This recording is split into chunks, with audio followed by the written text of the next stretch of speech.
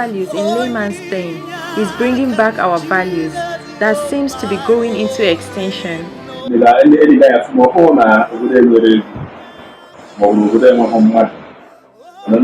you don't value the right things or the wrong things kind of way. Even of politics, you don't value justice, nation building, and other things. No, when you see illegal, only you who illegal and power and do it. So we said no. Let us begin to incorporate this values again. When you have creating values, and I use it and work out and make it nothing. Because no one value of happiness. And also how much all the pieces of the level in the right way. So I see no one that we do here and you can knowledge. The chicken and ham of it. And not that perceiving it.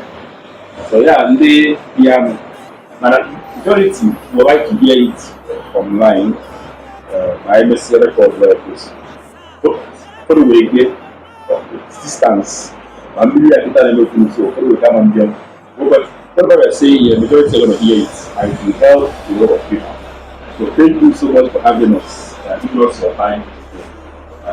We say we got to come to see wonderfully in Jesus' name. Amen. Okay.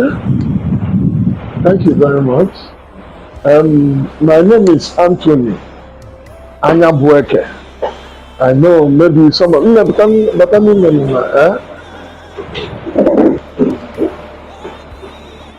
our parish, I've never seen this kind of scenario. I want to use this opportunity to thank our Father. Kanskane Nibo, so that when you are in China, Ekene Chuku, because my sister Akaba Okana St. Michael, I forgot my own with this sort idea. I'm very, very happy for you trying to bring in youth. Money begging see Nyalaka. All the very, very important. This is the first time I'm going to this kind of talk. Mana, starting now is not a problem. Do you understand? So even if the man wataria ebidogo is a part of progress. I am one of the persons say that making money is very easy. Making money is one of the easiest things. But the only problem I know, people doesn't know. Money is a secret. Can you use your example now? This is my phone. All the locked. If I want to open this phone, let's say no, Anthony, can get the West spell with Anthony. We say one number, that is the secret of making money. You can never. The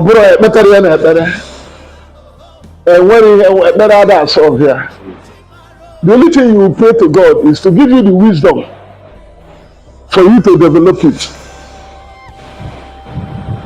Anyway, three things. Let me start by them. But before that time,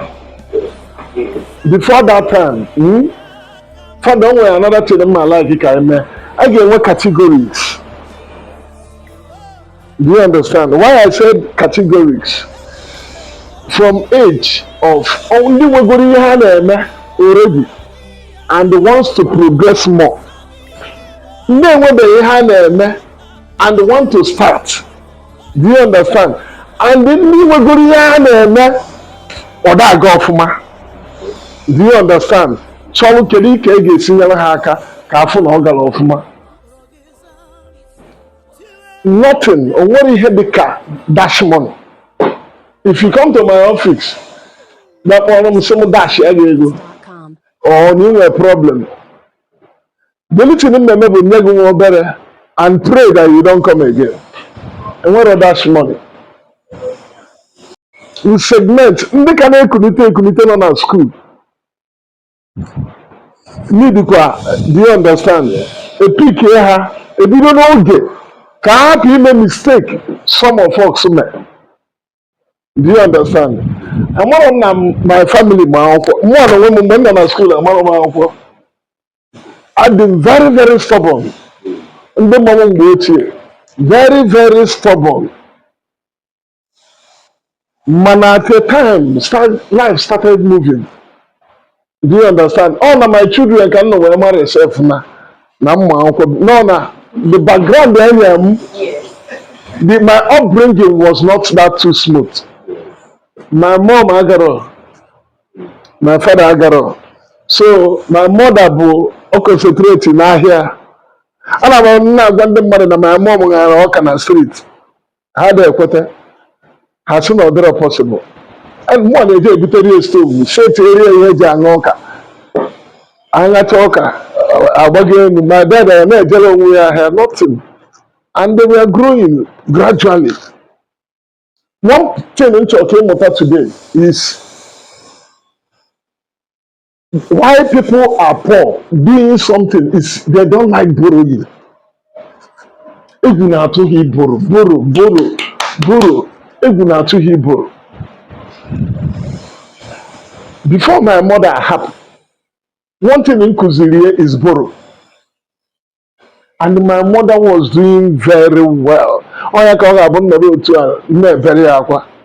Mgbe o kulitegoro ibido mebe business, mmụọ ka ọ na-eboro from. Ọ sị na o borrow from bank na ọ malahụ ụra. Nyere ya nghọta that bank. So ọ bịazi borrow from me. At once ihe ọ ga-ekwu m na m akwụghị ụrọ. Ndị nne ka m ji ụgwọ, nwa m ka m ji ụgwọ. That is all. But now that is outside business. Do you know when you write borrow, you expand it. Do you know what borrow will do to you? Borrow will make you not to eat anyhow.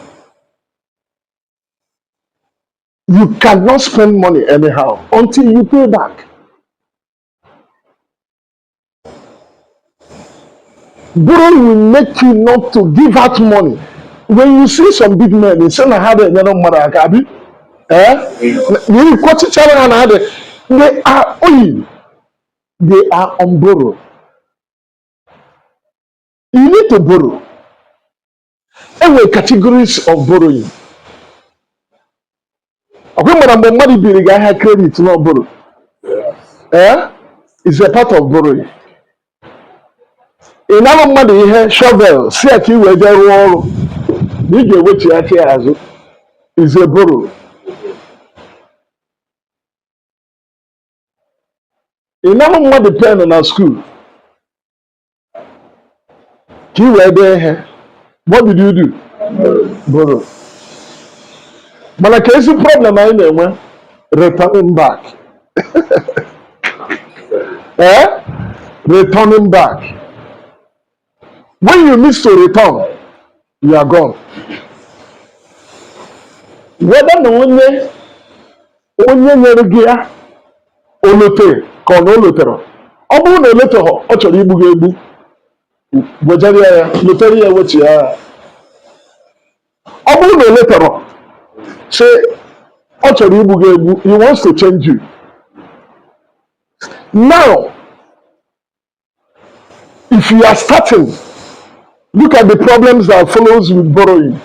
The whole problem you never know what will come to you. Not to return that money back. I'm back here to all. Oga happy onye a. He's so rich. No nwere ego. Na nke a ebe asị ekpere m bụkwa na ebe na m ka happy return maka ma mbi ọzọ. Ọ ekpere mmụọ mana igbochi aka nke ahụ. Ọ kwefuru imepe ụzọ. You can come back again.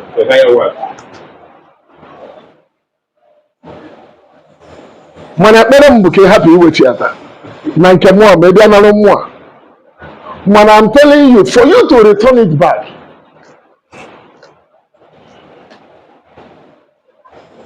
borrow will make you richer 10 times before any other person who is not borrowing.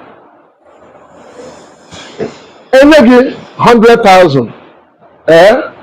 and then go 100,000, them 100,000 now. You do the 100,000, name a business. You are not borrowing.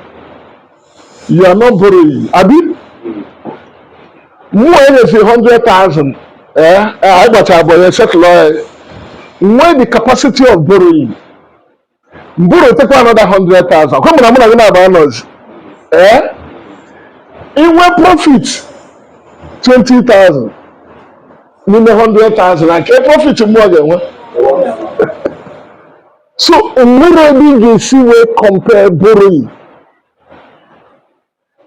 from where onye anaghị borrow. Ọ ga-enye gị nsogbu na the beginning. Inwe ha na a good heart, ị mata ọrụ ụra, ị na-eche echiche. Mana the issue dị n'ime is you don't borrow to start a new work. Don't borrow to start a new work. Let's say, what is a new work? Something you are not used to. Maria, you want to try. Yeah, I want to start a new business. I want to. Don't borrow. Thank you. Borrow to expand the existing one. Borrow to expand the existing one. If without fear, there is a, after this occasion, the next time, what fear does. Fear. And when people were in the ego, but they are still afraid of borrowing up to today. They are. How will they go? But they are still afraid of borrowing. Up to today.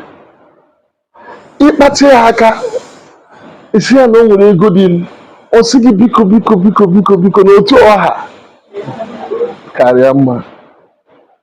Mana ị ga-enye ntị n'okwu ọ na-ekwu, ọ na-asị gị na ọ chọrọ inwe 2 billion, ọ chọrọ inwe 5 billion.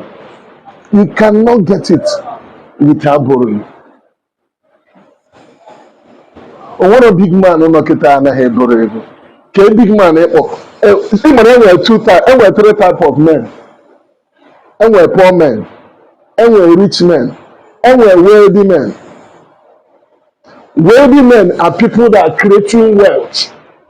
Rich men, all these people when they show up, ego, if you are here, if they are rich men, all the go okay. Now about 2 cars, those ones are rich men. But wealthy men are the people that create wealth. They are bringing out wealth. They are always borrowing. Start on time to learn how to borrow. It will help you. It will help you. The little thing in there, try to be borrowing. Now let's assume rice. In a rice, in a rice napa. Abi, more keta, me buti napa. Anama mama, go an mama. Abi, you don't put them as a customer. That teacher you go 1 bag in ama.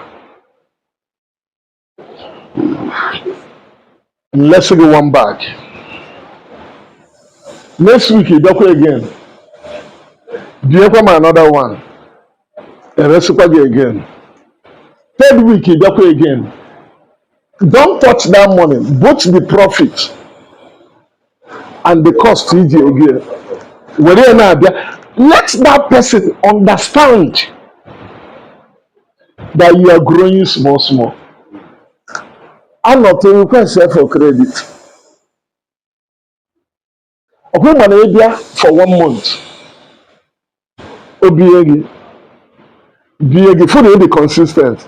If I said the Kifraben Nam, Kifu can say it.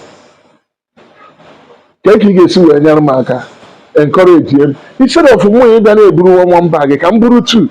He might brew 2. He said we go cost of and time. That is borrowing. Mana ịpụta isi ka nha na ma chọrọ ihe ga-awa mis. Ọ nwekwa ndị chọrọ otu a iwu eji ọkwa ha ịghọta iwu eji ọha mana ha kwụsị ikwu na ha they want to be rich. They should stop saying I want to be rich. Do you understand? Yeah. Me, I want to be a wealthy man. I'm still approaching to be a wealthy man. I love creating wealth. Borrowing will make you. I can't remember one last I went. I'm not supposed to ever say the market. Now I'm going to have my wife.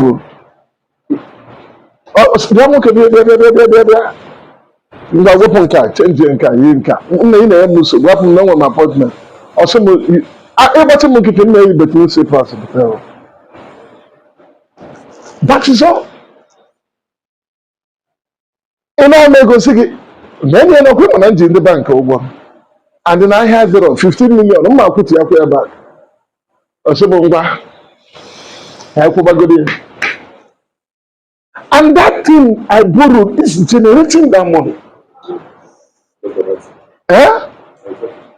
Before I borrow, I will be sure what I'm borrowing for. And when I borrow, that thing pays that money. That thing pays that money. The only thing I will be very careful, making calculation, and any borrow I borrow, they will space it for 1 year. 1 year, 6 months.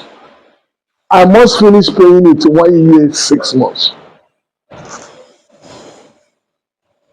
They will be charging it the way I used to pay salary every month. I will return. I will return.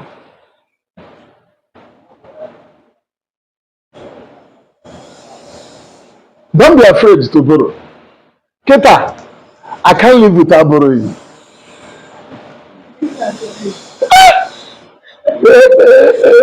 What I'm to pay back to bank.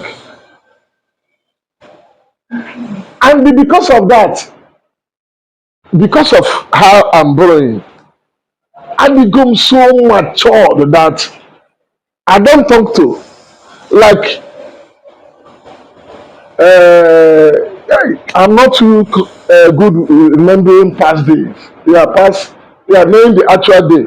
But Fidelity Bank gave me the best customer na the whole Southeast. They gave me an award. Fly me to the Lagos. The best borrower. The best borrower. And the borrow made me grow very surprisingly that within 10 years borrowing. It is not a magic. It is not a borrowing. See, borrowing. You borrow from what you are doing. Now, maybe in next time we are going to say, I'm going to tell you how to open bank account. Register a company name. Have a company name. Do you understand? Register a company name. Make sure that everything you sell goes to the bank. When you want to pay with a check or transfer. Call your account officer to come and always come. To come to sit with you. Explain to the account officer, look at what I'm doing. Look at what I'm... Check your capability. Do you know how banks used to borrow? Overall turnover in the year. They will tell you, go and bring 6 months account statement. I'm not going to go this statement before. They will tell you to go and bring statement of account. It's last 6 months. If you bring it, they will check the total of your turnover. Yes, sir. Whenever I try to go, now in the business, yeah. So what effort are you doing to get that money? A marketer is the best way to make money. Now, nobody had drum. is the fastest time to make money. Yeah, welcome. Hmm? Right now, I know people will be saying that things are very hard. Abi. Things are very hard, but this is the best time for you to make money. I'm telling you the gospel truth. Eh? Because you're afraid of borrowing. You are afraid of borrowing. You say that things are not moving. There's money in everything now. There's money every year. But you are not seeing it. It's only when you are borrowing you will understand. There's money every year. PEDRO on go on agriculture, on recycling, which is what we are in creative. There's a lot of money every year. Take a year maybe before. You may go maybe this year. Check in and it's not. Profit goes up. Abi, but no, because of the afraid of borrowing, you cannot take that risk. But you cannot go to bank and borrow without borrowing. Because you have not started it on time. Your money are not going into bank. You have not started it on time. You need to start it on time. What is bank? Bank is not only where you go and save money. Bank are there to help businesses. That is what bank are there to do. Like you said, normal and sure you get a pay in the bank. Yes. I have to open an account with a company. Even your name, registered name. But start with registering with your own name. Then start telling the banking with capacity of everybody. You need to know my capacity. Thank you. They will tell you, your account officer will tell you your capacity. More keta, and I borrow him 500 million, and I borrow him 1 billion. And we can capacity, I borrow 100,000. Yes. On pay the easy, The more you enter the account, you flow. So one people they divide by 3. Today 1%. After you are not that capable of. It may grow. Okay, let me tell you how a secret of a little story of my life. When I came out from school, my daddy was doing this pure water. So I go to go to school. He was okay, yeah, man. Nothing. My daddy no bog, no pure water. Pure water is at the edge of closing. It wasn't doing well. I went some the elbow. The elbow 2 times. Plaster this means plaster didn't miss lock up. Because of my heart, the thing I couldn't miss.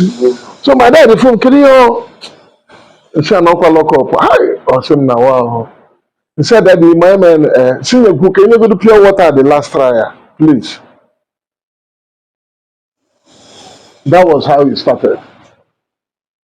You know I don't go to bank in those days.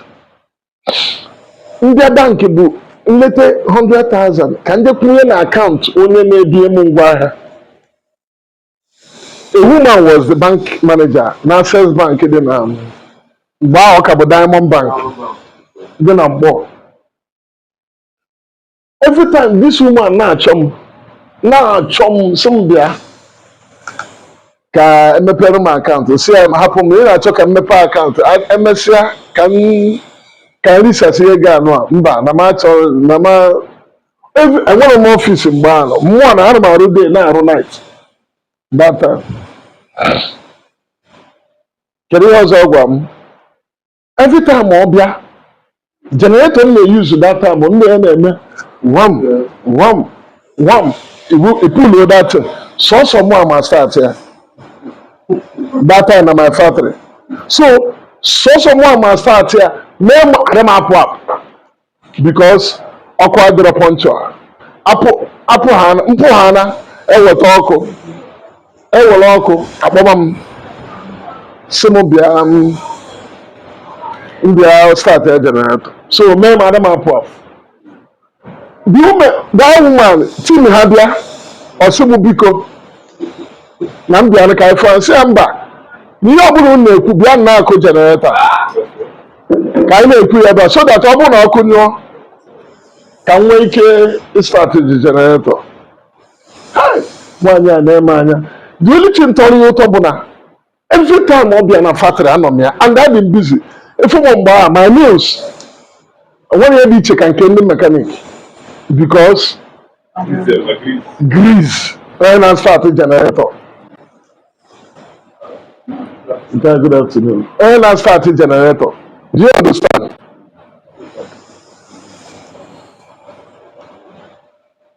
Man, you were young, some nigga going generator. Brand new one, how they go fairly use. It's again. You say Kupani house. Oh, my next neighbor, bank is saying,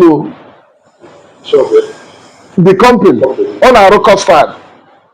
Sale company, you say, no, actually, you need name them. Na akụkụ nke ma ọ na-asị lugo company ya na-eke osi ekwu ọ bụzi ọnụ unu di ka a ga-afụ ihe echenji ya ndị na-agba ụgwọ dị iche from ndị wetara ego eweta si biko na m achọrọ m no. But the woman keep on coming for almost more than 2 months. They are virtually 2 times every week to 3 times. Every week, there. And they'll be on a phone now. Or I be on for the minute to say on a regular because I don't need distraction. On the process, I'm not going to say how my dad have. The woman on her own determined that no generating generator, no home generator. I'm going to make a bank today. My generator 3.2 million. Mechano 100 kVA. 100 kVA at that time. Yeah, now is over 20 years. Now I'm na Christmas like this. 1 year blue generator. Hey, blue never na here ever. But waterproof. I can be with my family there. I can be with my family. Every night, I put on a gather now and make a elevation out there. In front out there. Then I'm supposed to be paying about either 200 or 300 or something thousand every month back for that generator. When I was born about January, every January 15, I'm supposed to pay that money in 3 years.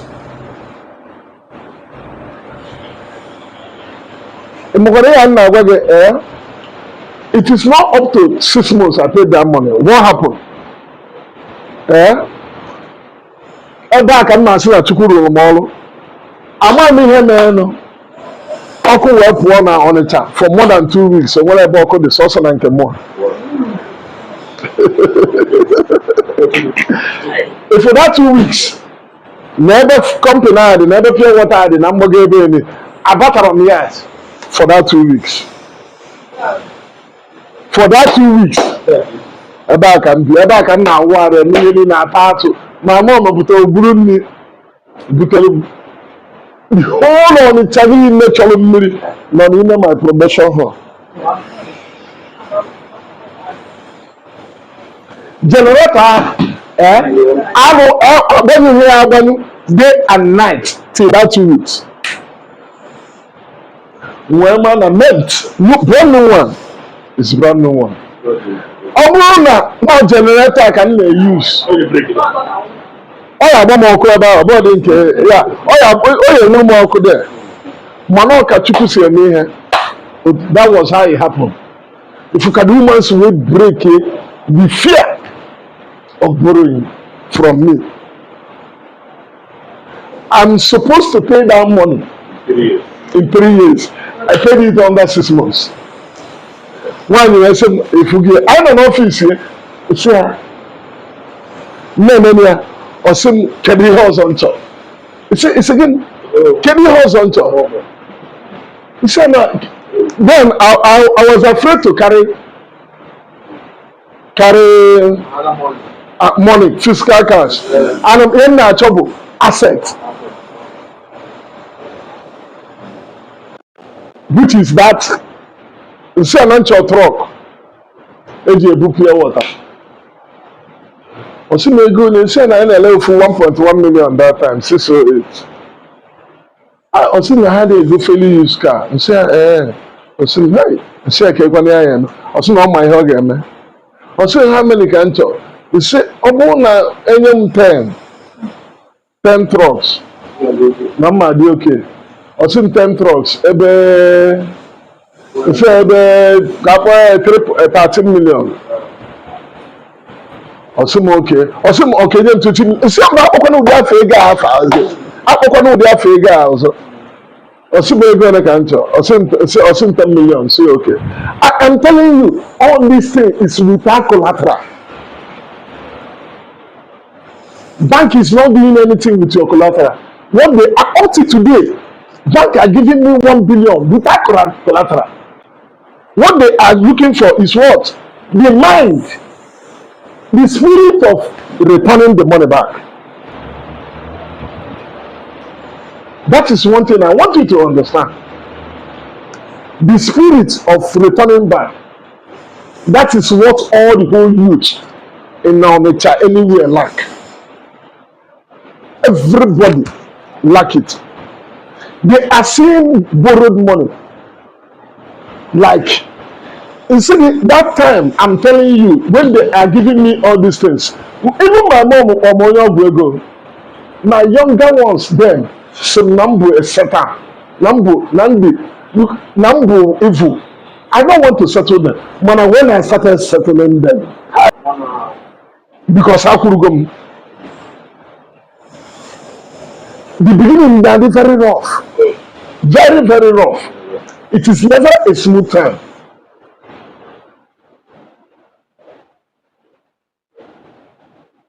The woman gave me that money. I went to Lagos and buy 10 trucks.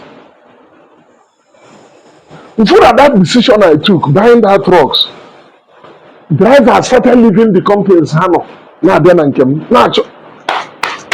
My sales turn out from 150,000 to 2 point something million every day. When you borrow, your sales increase. When you borrow, that your business you think that is dying will grow up. You wanted me to take action. Take action as a human being. Don't draw back.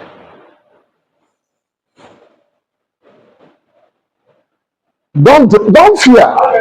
I was in the next one we are going. I will tell you what fear does. Fear is one of the things that kept us not doing well up to today. Everybody wants to relax. For you to get a good thing, you must suffer.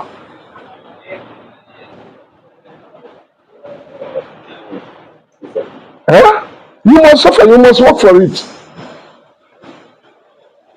Peter B we are seeing today. I know seen a Peter B. May you forever. Aqua black.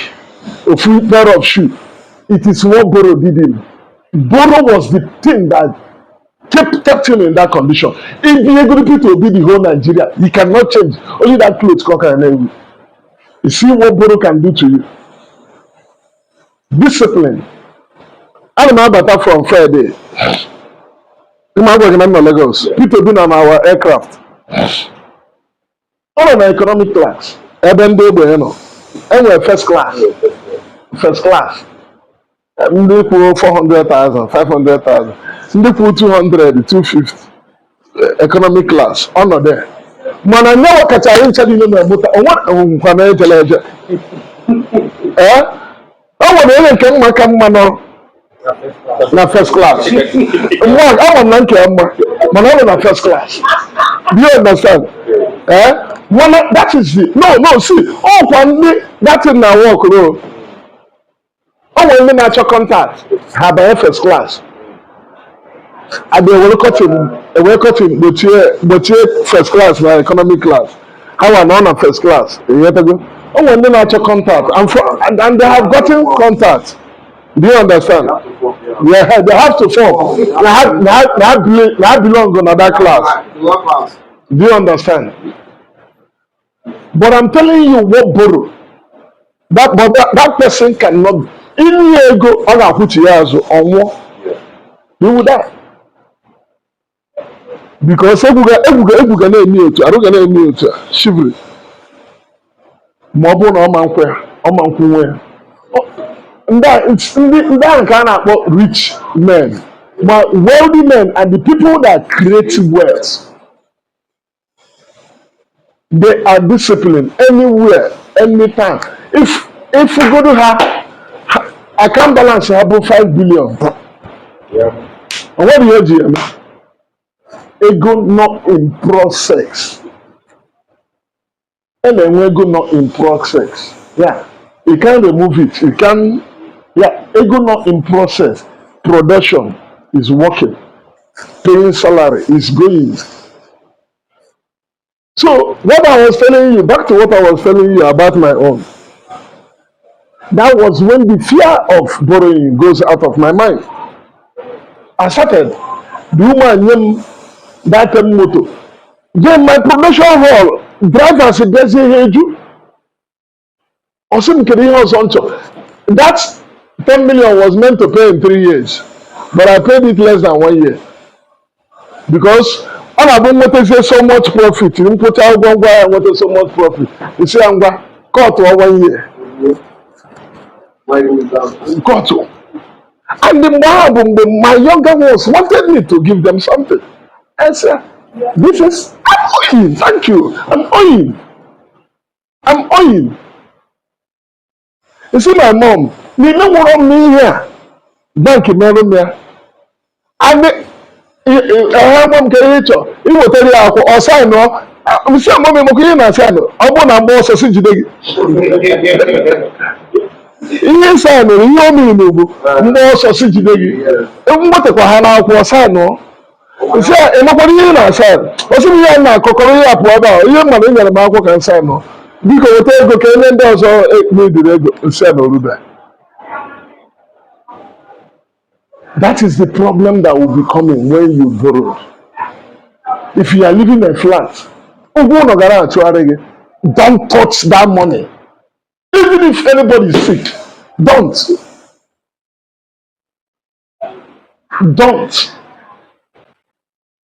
Don't touch that money.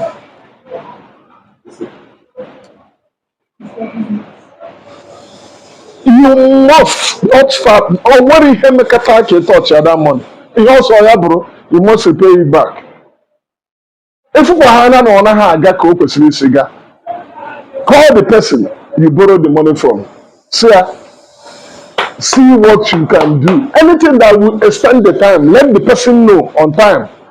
See, I'm supposed to be the one, even call the person before the time, bro. Because you don't make expect to return 1 million on you again. I plan to go to engage. Then you is to call me before the time. Now 1 million I consider on Friday because cover on Wednesday. Can happen. Udo manya ni ibu mnobi. Manambia na chaga to that is the poverty, and that is what 90% of all the whole people that are poor, which is the life they are living. But I want to ask you this. So you see at your level now, you're somebody. So each you does it mean that the profits in the make it as another investment? Serious one. Okay. Now, see. I went to Lagos. I have the money. What did I go and buy? I went and buy a truck. What? See, even then could take borrowed to buy motor. Buy 4,500 trucks. See, say, I will tell you what you need to listen to if you want to make wealth. All of us are like my wife. I'm more changing my wife. My wife used to, you know, like in and before. Imagine fashion, hair. That's the only thing I like in and food. Manaketa, motivational talks. Follow people that made it. What we see, what we hear, even they can hammer myself. They can hammer. Follow people that made it. I want to keep that phone my kaketa na agenda TikTok. You gonna people that made money. I follow what on your man so. Money that you don't get more go. Do you understand? Money that money don't need it. I don't use it. Oh. I cannot use it to. Add into the business. I will let my people, even let the driver who is going to drive the money, that this is a borrowed money. Borrowed money will make you to be disciplined. Borrowed money will make you not to sleep. Borrowed money will make you to be striking every time.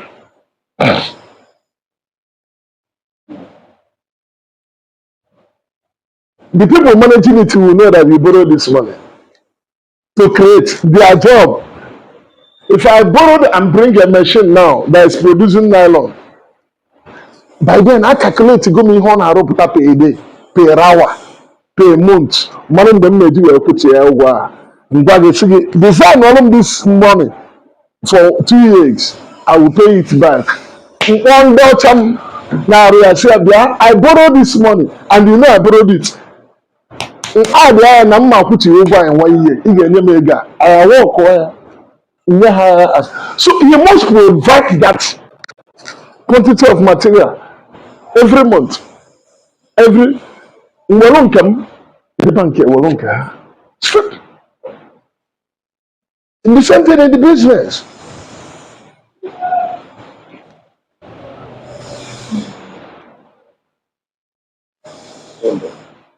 Always borrow. The fear is too much, but borrow. You need to calculate. Okay, when I buy China, it's already better China. In my go in China. You will not borrow to try a first. Remember what I told you. It is what you are already doing. You are into. You study. It breaks. You go. A trial. Even if I'm going to your money, you need to present it to the company as a borrow.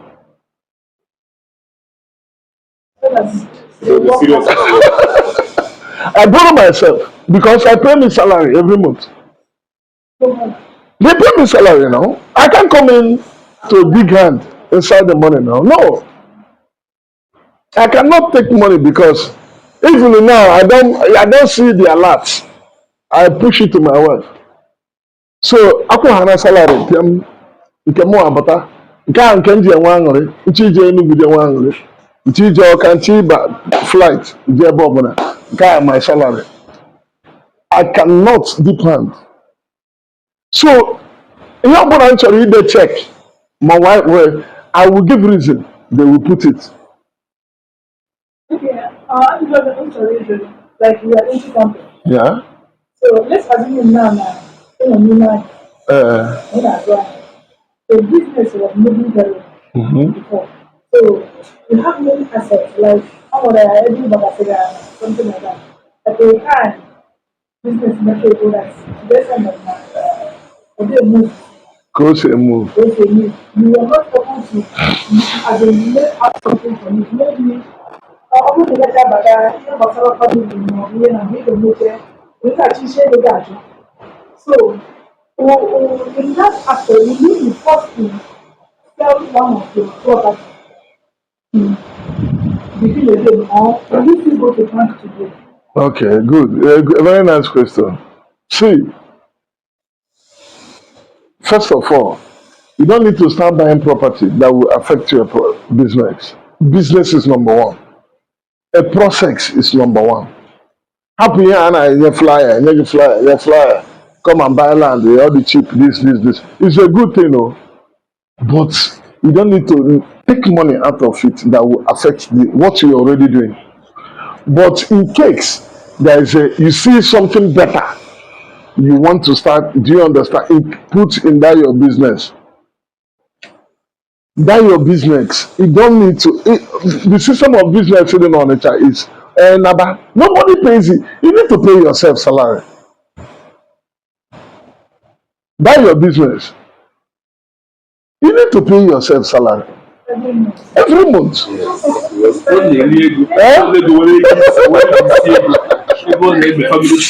You need to pay yourself salary, and you cannot spend above your salary.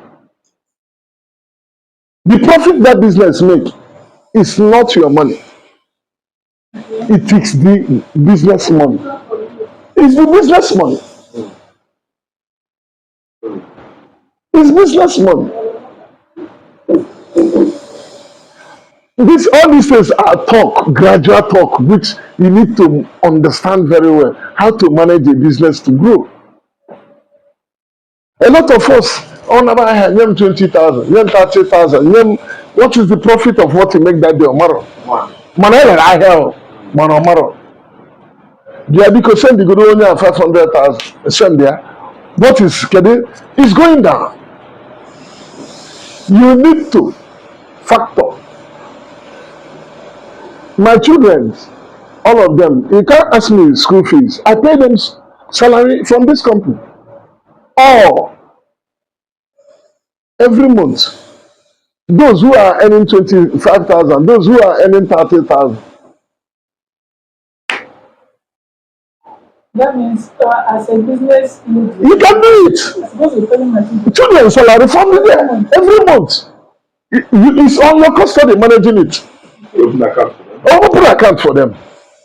How many investors hand over the account? Of we go need spend, you go need see more. Or continue there. You know, you continue the salary.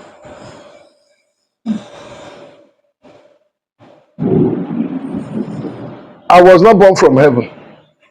I learned it in Nigeria. I learned it from phone.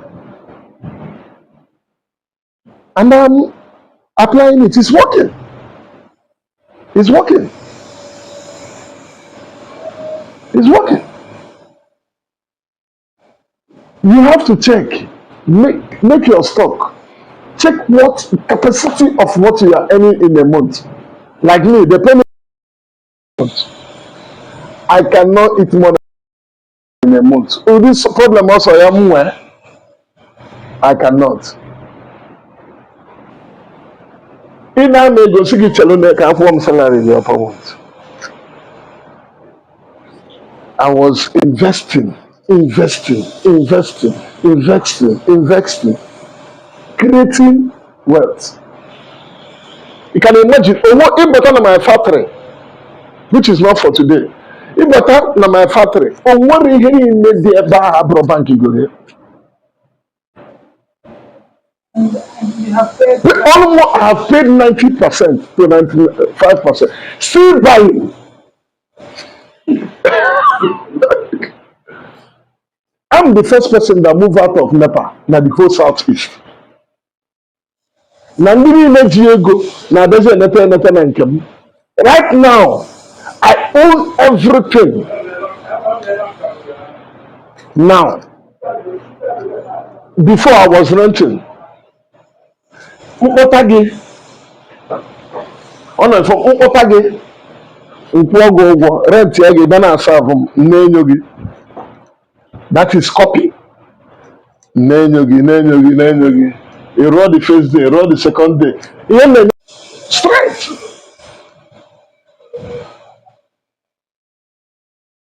A lot of them in my head near how that woman has salary. Eh? I mean, that is the thing. Eh? Say I brought 10,000. He did it with 10,000. He did say I brought 10,000. He did it. It won't be all your salary. You don't touch any other money there. what of eating?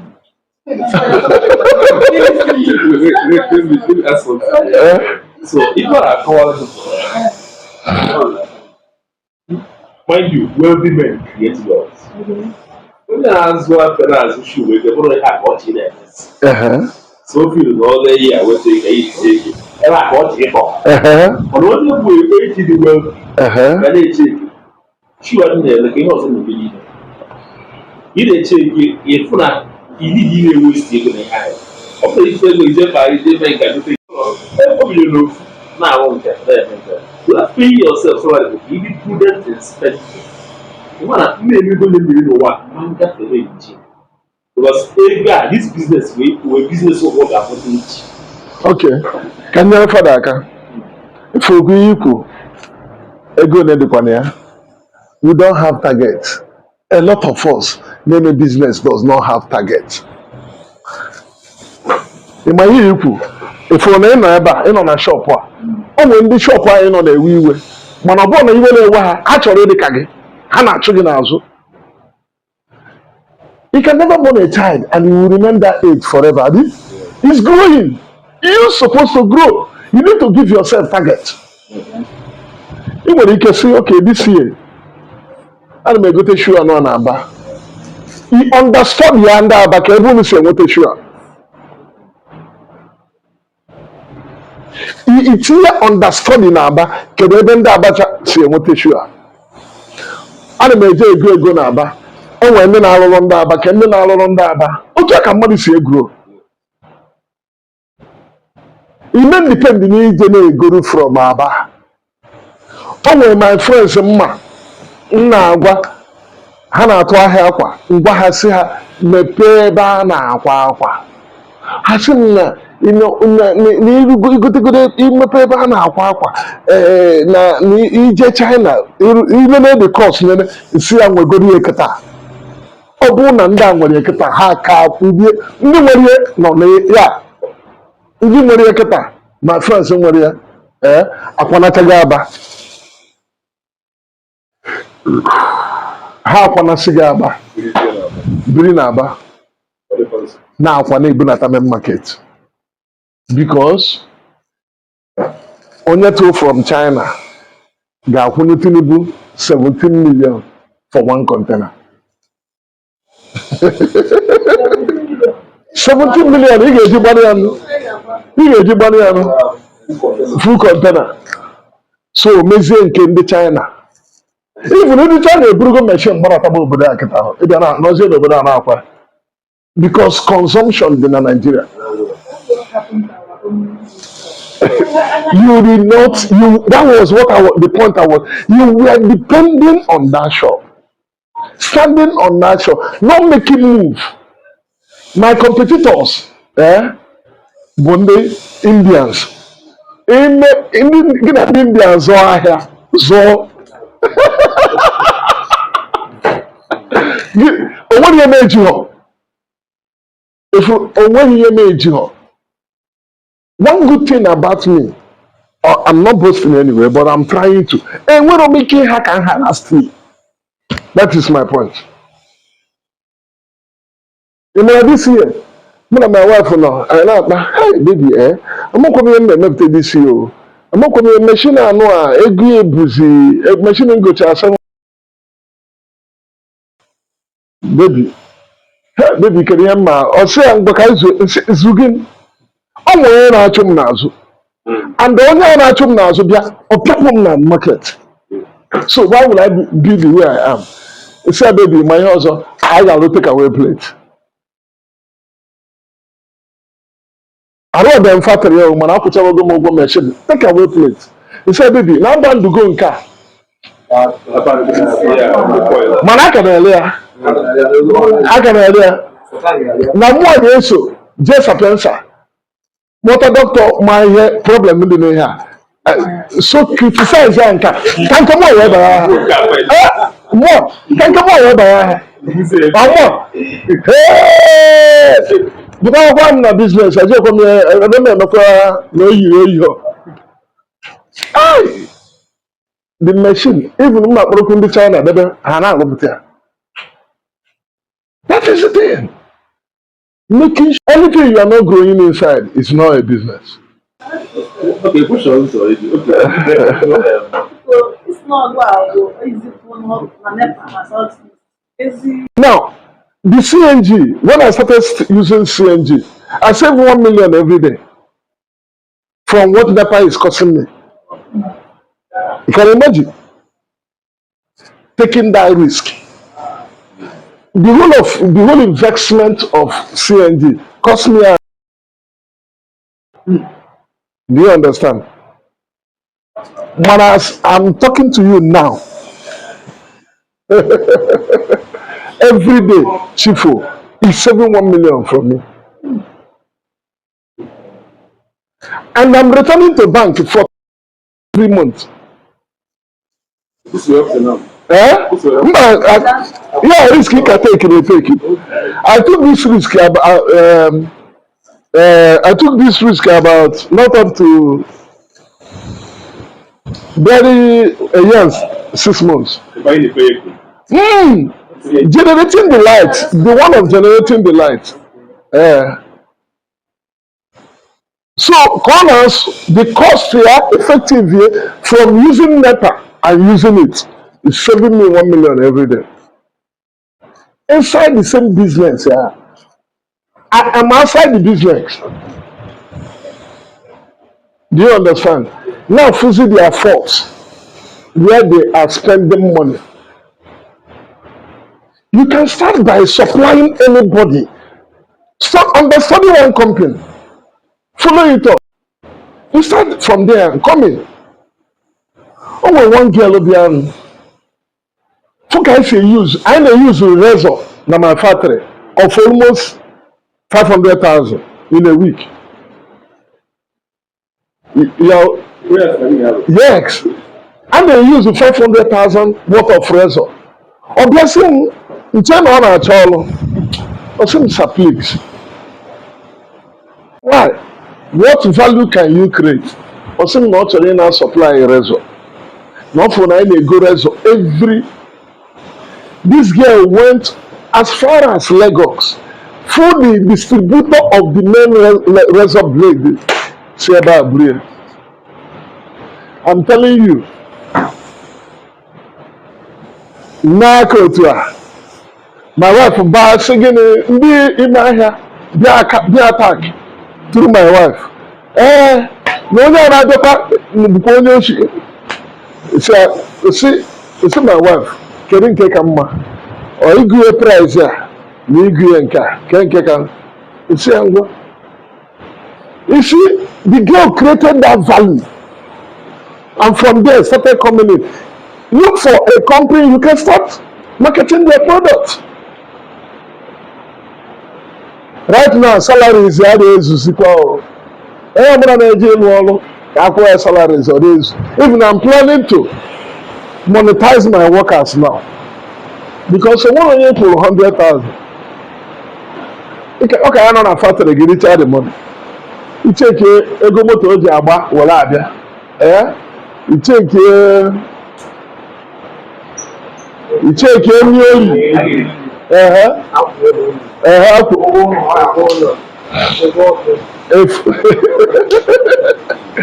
So the only thing within what do I find out I will do now is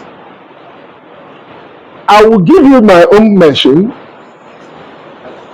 You work and I buy the product from you. That means you are going to work extra. So in this weekend,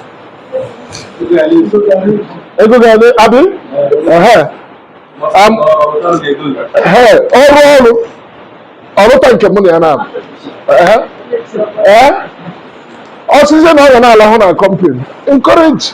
Allow na company. One only you need more money. And so back to what we are saying. Try to make it in everything you are doing. Pay yourself salary. Very, very important. Don't to the not gonna begin. Say I don't gonna pay salary. Even a governor be able to make you happier. How do you sort your salary? 6 months. You check your unit last year. Check your 6 months profit. Divide there. Do you understand? About 20,000 be about it. About people hana below the 20,000. About the zoo. Go here in the you didn't need to na shop. You didn't need to na shop. Millionaires are able to get them now. The beach. You didn't need to na shop. If you go to my yard, you don't care yet. Till now, use all the money now put in a safe inside to reinvest. Oh, when actually now, so somebody is after you. Just see it that way. Somebody is after you. And even as they got draw, now what is people has taken over. What you failed to do is just hereby. Or do you call them what you gave them chance. You give them opportunity. Man, you have to that money inside the business. If you a bigger money, you get drive to go another direction.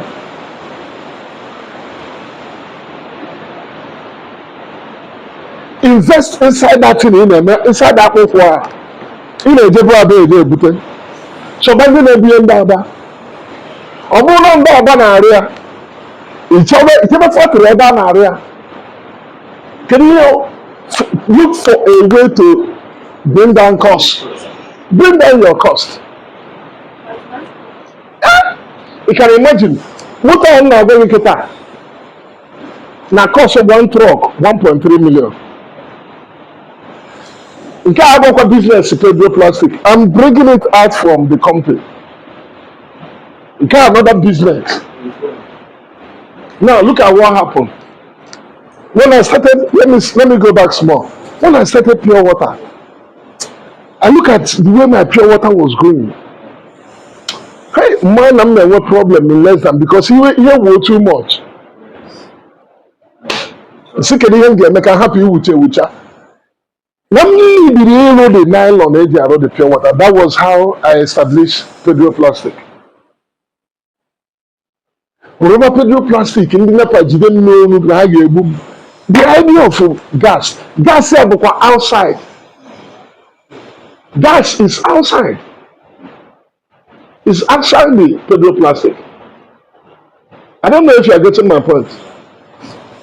This company pay for their products. That millionaires okay to hack out the book amalo or the bella go na mo to give na tangwa here.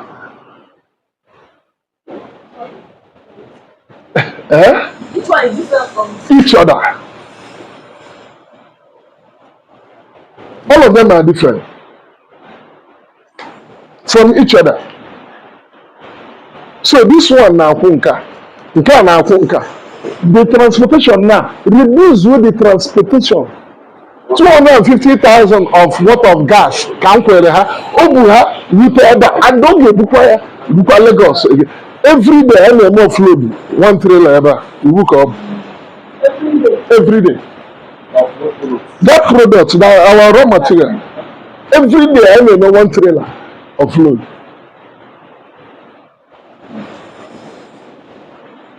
My NAPA bill is almost about 120 to 130 million every day, every month. Every month.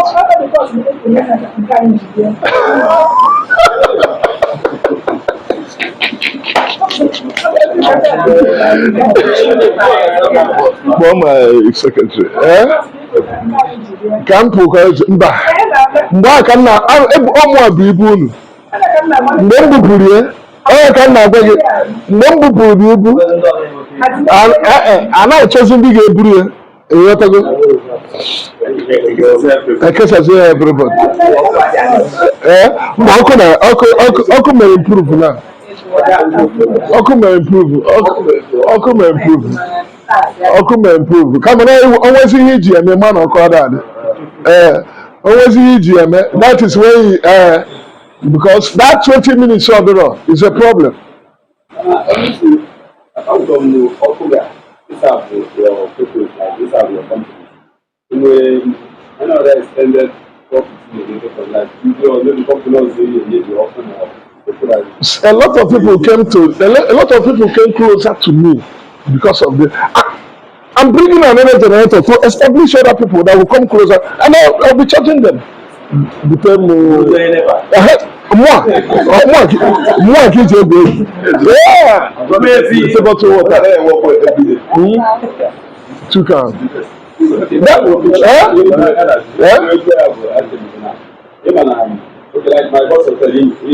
Enye mi ọkụ ọ na-akwụ ụgwọ nke mụ họteelụ nke m na-akwụkwọ ụgwọ onye ọbụla na-akwụ ụgwọ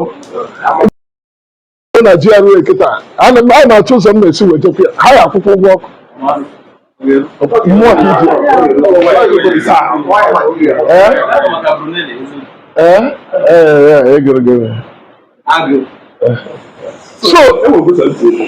so one is, how do you get relationship with others? Thank you. That is what I said. First of all, register a company name. I'm telling you, my daddy does that, but I'm on the value. My name is going for my children now. Register a company name. Of course, for a month, less than 60,000-70,000. Just have your own company name. Do you understand? Then go use it and go to the bank. Let them open non-taxable charge account. Non-taxable, correct? Non-taxable charge account. It is a way and then go and then see, they borrow money based on any personal name. Borrow. Man, most business money is goes through corporate. CSC, it goes through corporate. Yeah. So, the only thing they will be doing is watching your turnover. Anything in a bank and apota.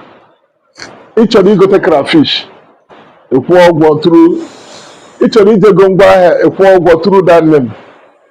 Ilete ego akwụnyere onye goro gị ahịa eme transfer into that account. That's all. Then that is where the banker ga-esisi kedu ihe ịchọ ka emelụ gị.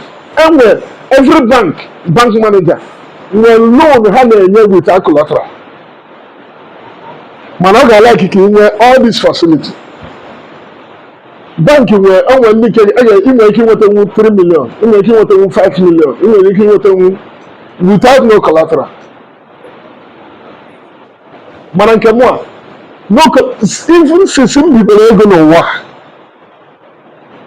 bank anaghị collateral. Even motor ahụ go 150 million. Ka e bụ the collateral, the motor. So how do you do that? Thank you. See, you will bring 30% of the money. They will bring 70%. You write the name on their name. Period. You write the machine. Anything machine on their name, bank's name. So police supposed to say, Access Bank, how manage? Now then get them, no? Now Access Bank. The only thing, how do you insure? Insurance cover it. For the people. And I'm telling you, when you buy it a new one, yes, a year and 6 months, you will your money. Cover the money. Or maybe insurance company. So why will you be afraid? When you are insured, you will sleep well. You are paying for insurance. Insurance of that motor is not higher as 5.5 million, 6 million. Every year. Every year. But now to go through, but I can save about 1.5 million.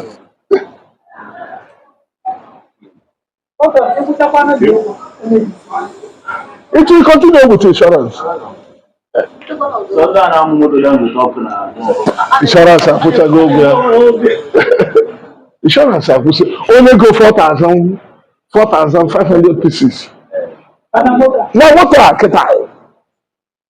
Dangote.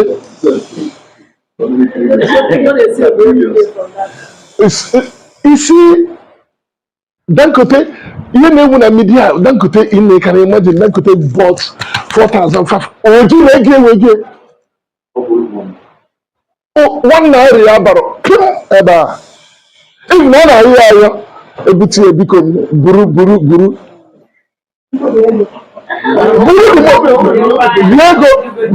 Diego and the moto ego bu moto.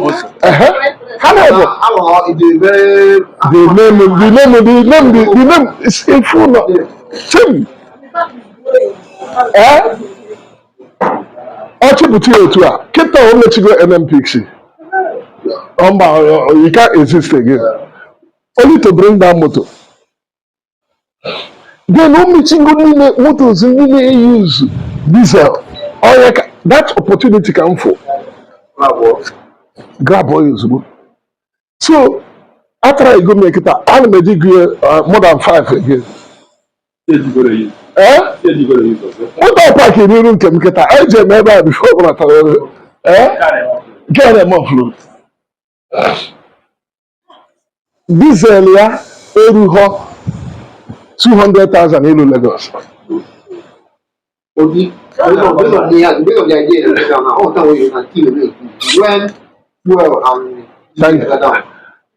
asked a good question, but look at where it is not a good question.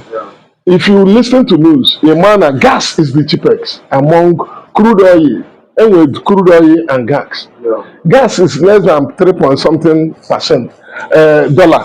Crude oil by about 60 something to 70 per barrel. Do you understand? So when you have so good, gas is the cheapest. All gas like when I know gonna be change it to CNG and to royal name motor again. Ebobia.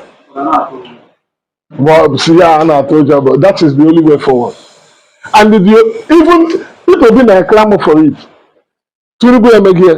And that is the only way things will come down. The price of things will come down in Nigeria. That's CNG. Okay, don't you have private car? Even the money, man. We're going to 608 go motor. Go motor fuel. You can only convert fuel motor to CNG, but you can't convert diesel. You can't convert diesel. So very soon now, my motor will be used with CNG. You can.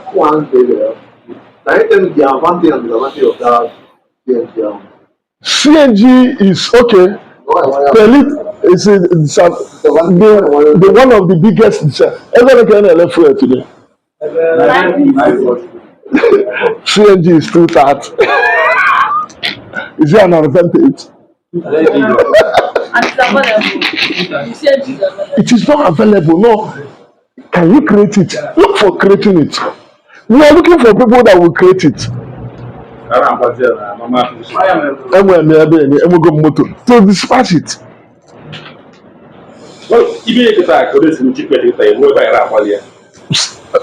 Yeah, very. Oh my God! Now you collect a free station and MMPC.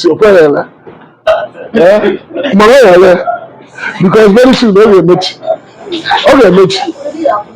I will be access to a pipe. Yeah, if you don't let me CNG.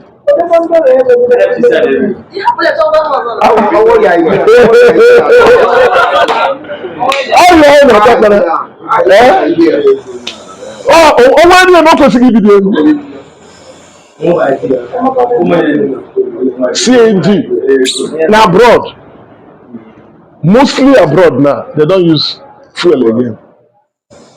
And CNG is the new X. KJ generator, many American generator. I'm going to motor the CNG gas. I can the whole assets. Allow them to manage me for 1 year and 6 months. I signed a 3 years contract. And say because the price is too high. Undercover, study IOS book. And pick up. So one Giacomo supply young woman, I put one more. Company.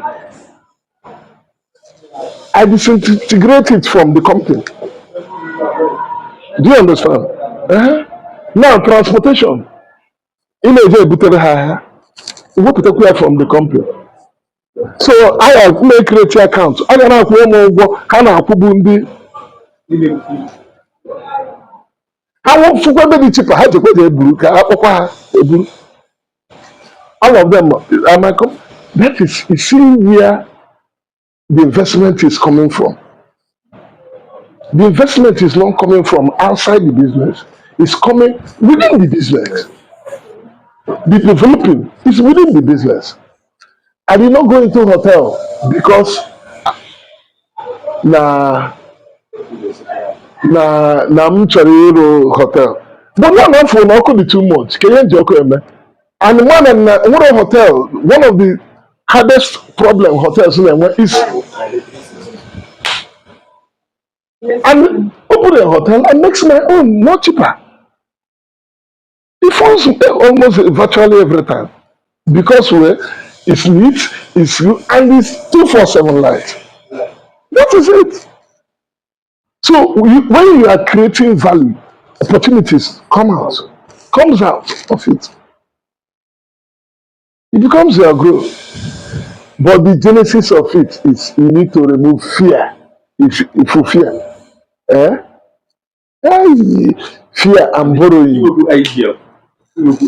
No. My own idea came out of practical. As I'm doing, I'm getting more better. That motor can go out and have accident. That motor can go. Yeah, ego motor. Obuaha. Onye ihe nchọ. Drivers na-eri ego m. Mgbochi ha nkete. No matter how the motors go park here, I have used it to learn. How is it surprised? Yesterday night, I don't know almost about around 9:10.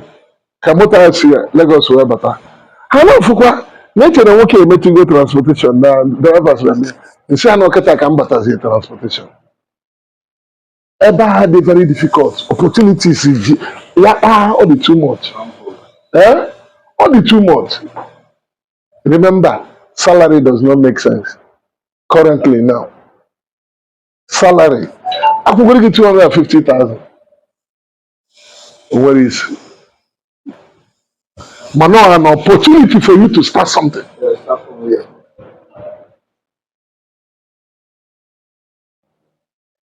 There's money everywhere.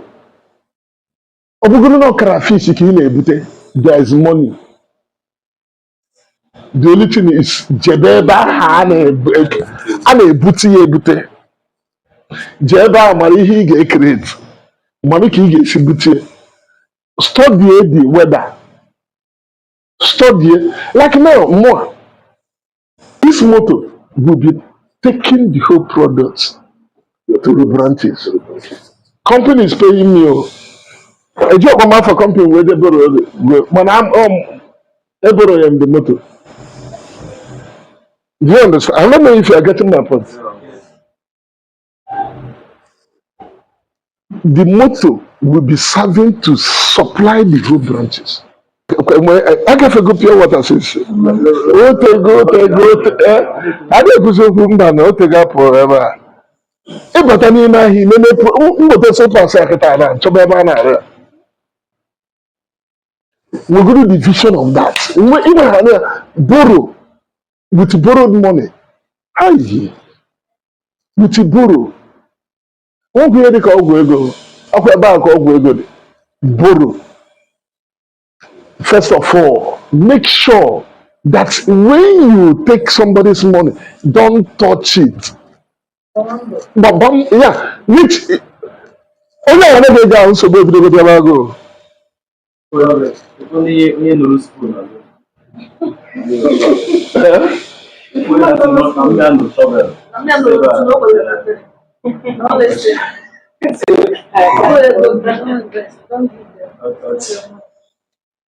Agwa my mom say na ifuru ego a kama m enye unu ego a onye chọkwa ịnwụ m enye ya mana mmụọ eme ọkụfuru ego a na mama mkpa ka ihe nji agwa gị ihe a ka ị marụ the level.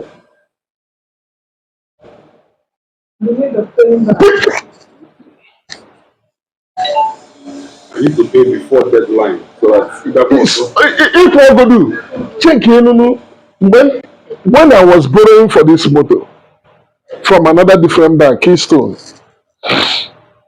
the original manager, so not for my account statement in other banks. He said, no, let me give you my BVN now. Me and my BVN. Man, with my BVN, okay, I wanted the whole. When the then be the borrow, ego. I'm paying back. Where you back? Your back? Your back? Sissy? Yeah. She blood depend. Yeah. She colonize them more. Making sure that now, you're gonna need it. Every day they come to this place, mama, yeah. How do I tell my baby? What do you want? He will for the power of borrowing and paying back. Ela what you like jogging or when you chapter again, meputofo. Can you like a push?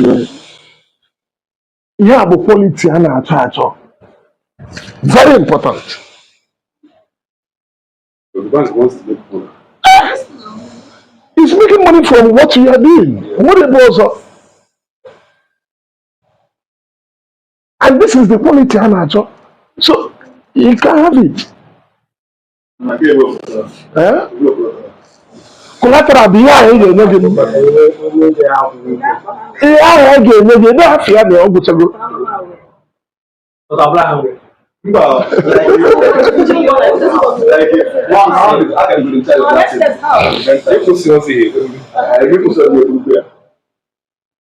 that's not. But you are paying back benefits. I will tell you go. I will tell you to go on. No, for what the profit, okay?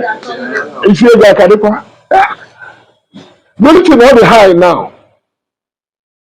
Which the interest be high. It slowed me down.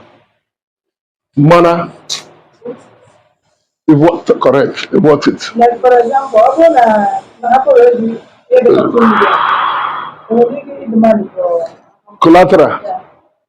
Oh, I can when you pay you, I make it cash. The man you need the collateral. When I make it here, na cho.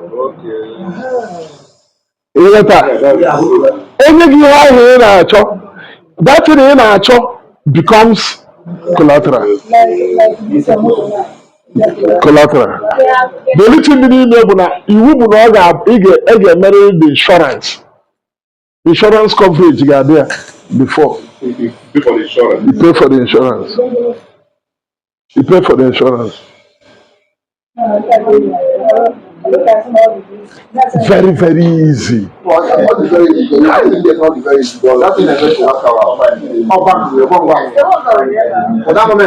Yeah? Oh, because the business. So, how can you do the course? You need to use bank. This is the Yeah, rubbish.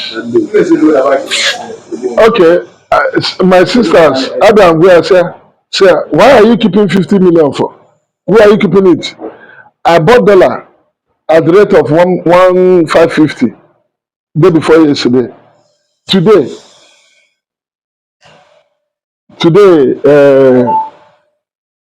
what they guarantee can they go say dollar? I say 1,620. That means in the project will take go also. Even like way better the dollar. I will now go and bring another money to complete it to that. It doesn't make sense.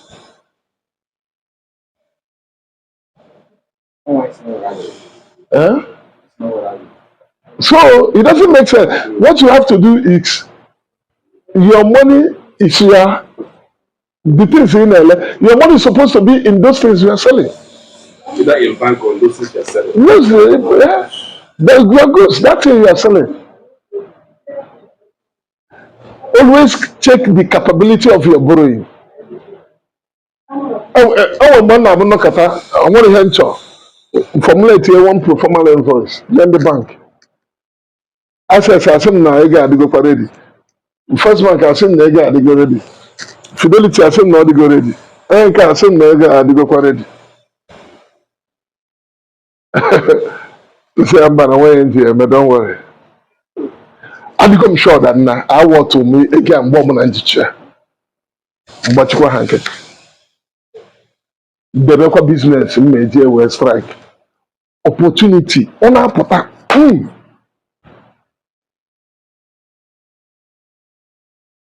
because of borrow. I'm telling you, if you borrow, you get you bet me say pass there. You akwa galala no about your style. When is he if you gonna feel as rubbish? You can you hear me? Now because I can't remember. I'm gonna use iPhone. Factors mean in an iPhone. I'm sure I may use go up to 1%. If you go to Munka, it's like the engine. Or some no, my phone I'm made in open geese. Like it's a animals I call. The animal transfer. It's only yeah because need for the money or the excess. So make money. But making money is the greatest form. Yes. Making money is the greatest form.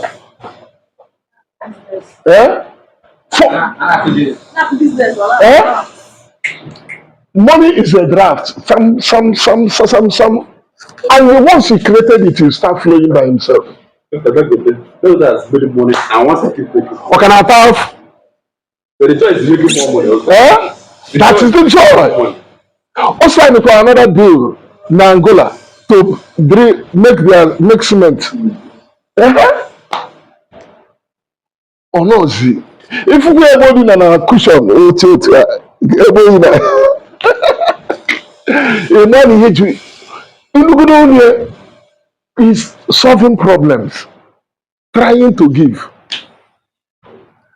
Not that what I enjoy most is this thing in Mekata. I'm starting it for the first time. Not for the adopter, but I know that no one I want to start teaching on how to. But not for the adopter, no skipper. But I'm telling you, making money is a form. Have you heard that music? Making money is a form. Do you understand? Okay, Megi, it is discipline. Borrow, Megi, it was the most disciplined person in the whole world. If for that now, you do things only that has value. Shopping life is not holding a phone to bounce. About business, first class. About business, play that class. I ain't now. I ain't now. Yeah, so the advantage you know about me and Asapa, any donut na eba, any rice, uso PEDRO. I stop for plane, have a fruit or ritual, we are ready to be. Can you also see the interior rice and the separate the rice? Plane crash, I ain't now.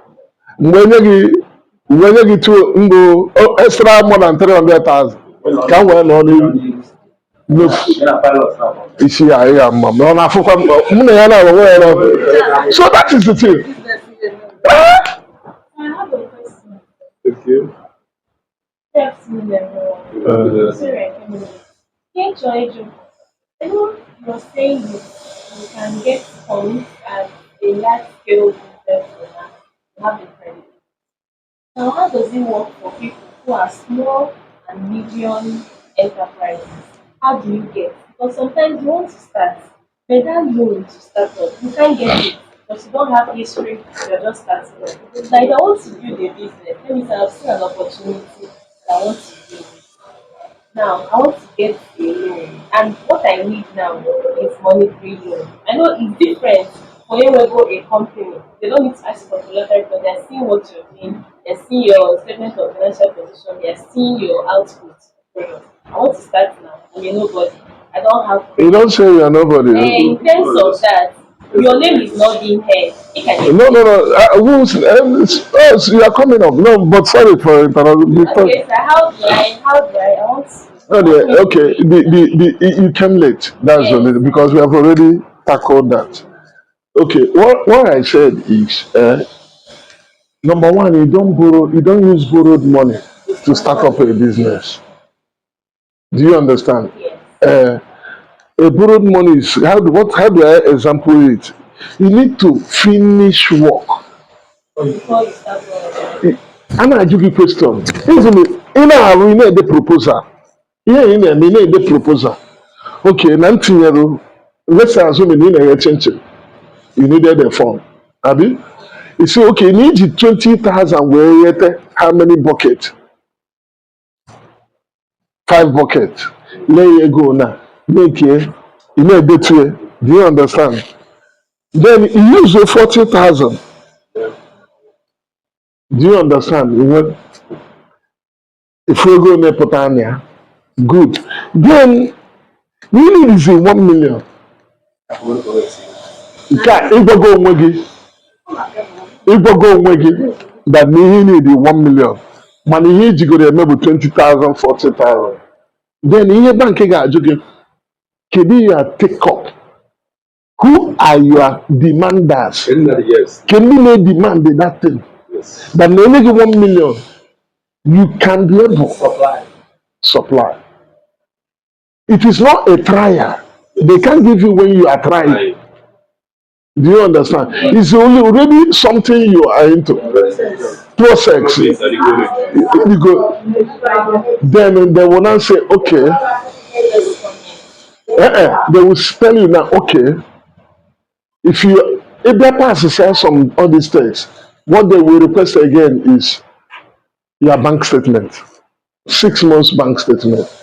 Kahanene inflow and outflow of the fund inside the account. Ajogi only be the ego before December. I said, okay. Can account equal not get the statement. So that statement has already is supposed to create now business land. Do you understand? It's supposed to create business land. Do you understand? When you create business land, use it and open an account. Do you understand? Name is small, small, small, small, small, small.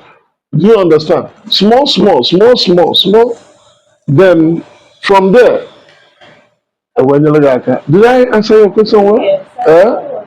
So let the small one you are doing be going inside bank. Do you understand? You know, maybe transfer now. So the another statement. You have a check you. Okay. The amount. That's in your paper. At the moment, okay, maybe highest money there about 50,000. Can it be 50,000 again? I thought no Chimes investment. I drove it this Chimes investment. It's not back in a bit floor. How mama money I can go floor. So I don't watch ya. Okay, he go floor maybe on 5th. Kedu time will take you to Chimes? If you have a bank statement, if you have the bank statement now, so so if I send in a lecture in a day, bank statement get to go show no Chimes will go April,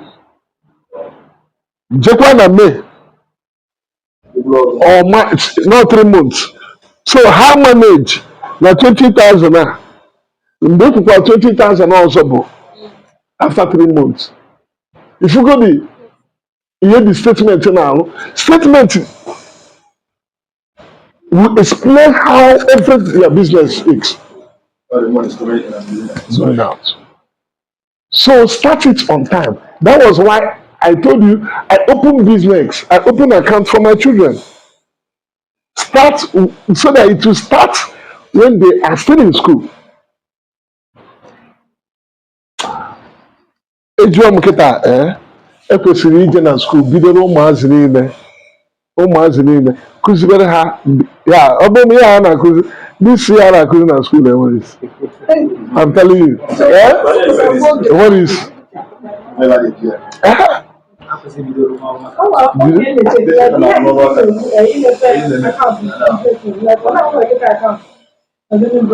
will still work. They can still borrow, but now the only thing they can borrow service. It must be a current.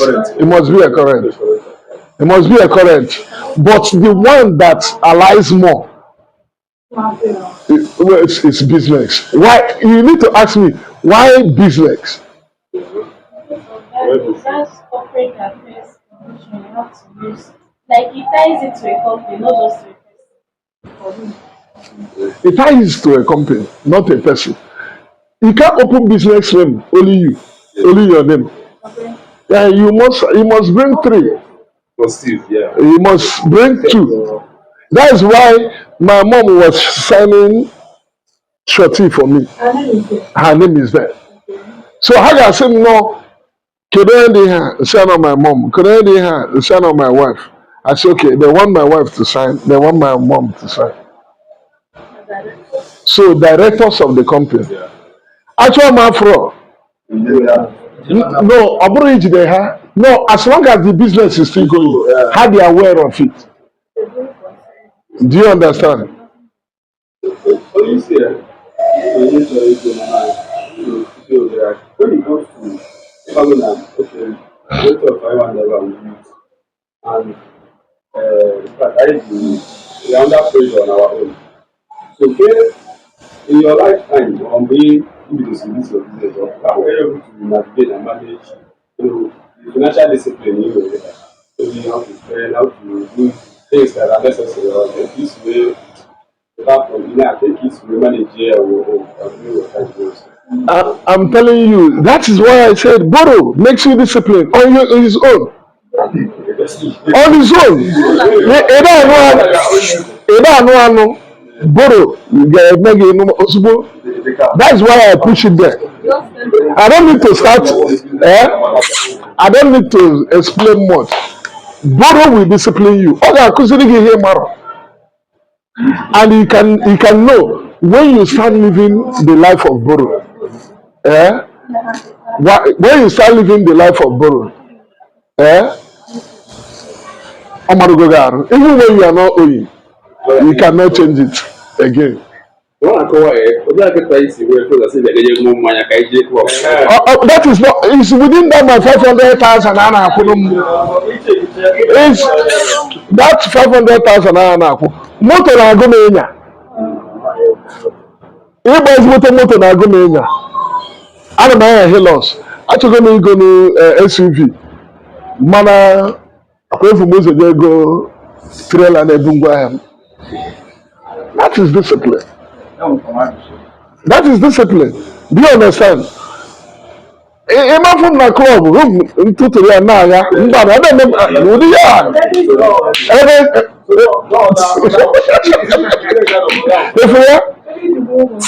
All I want for my men, I get up almost a child white, a bush again. Say, guy, how manage? Can you come down water? Ọsịm gịnị mgbe si ewuwe one day anyị na-akọzi akọ na-ama njakịrị mgbe tie na onwe ụdị ụgwọ nji kere na ebe eme ndị abisa ama ozugbo gịnị bụ iji ụgwọ nwe man poor people ka m na ha I see people that are not owing they are very poor. Me I'm telling you, see, if you are not borrowing,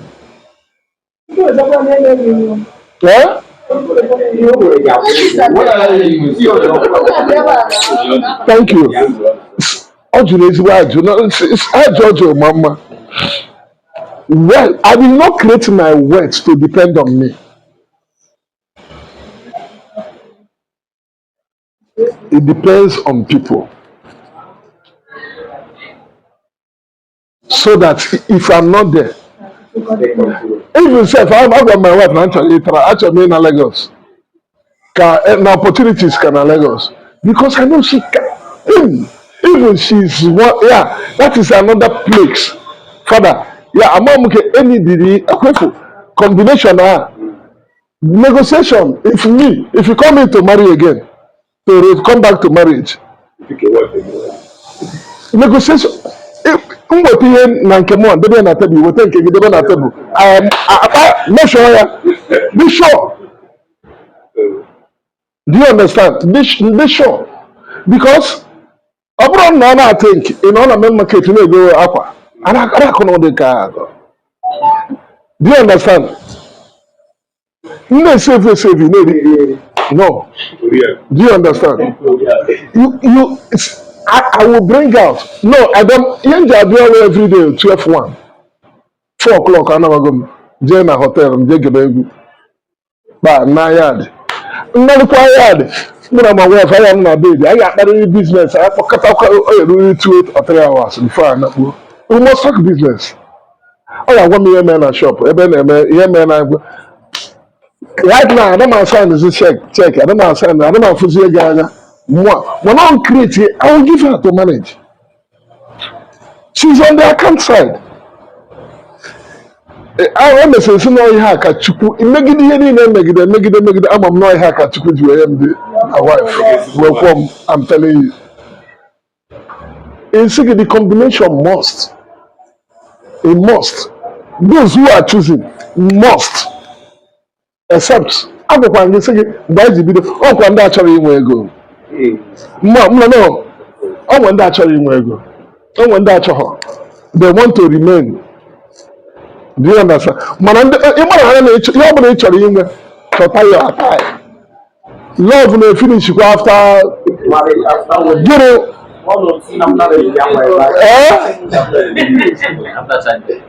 In a doctor side bed.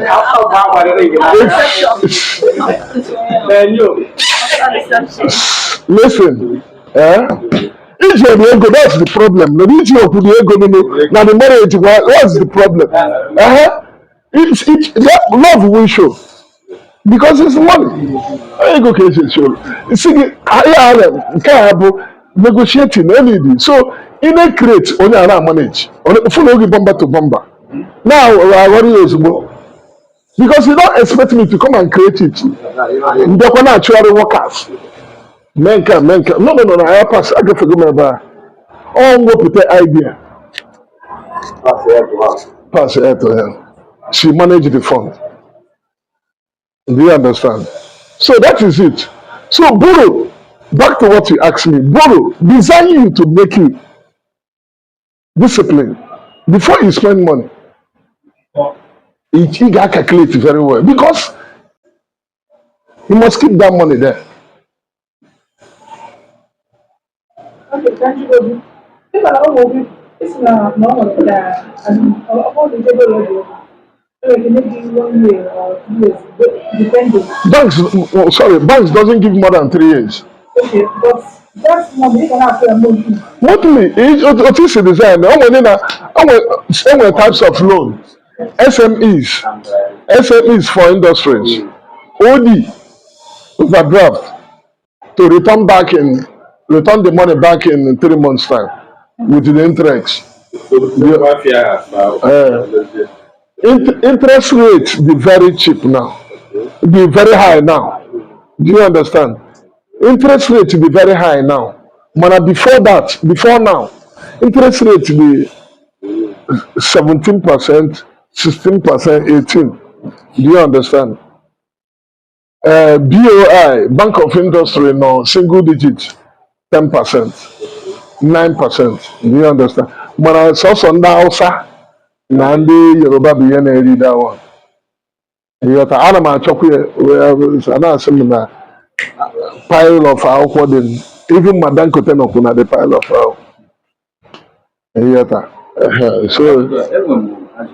so that is the thing. Borrow will discipline you very well. Once you borrow, see how to go in here.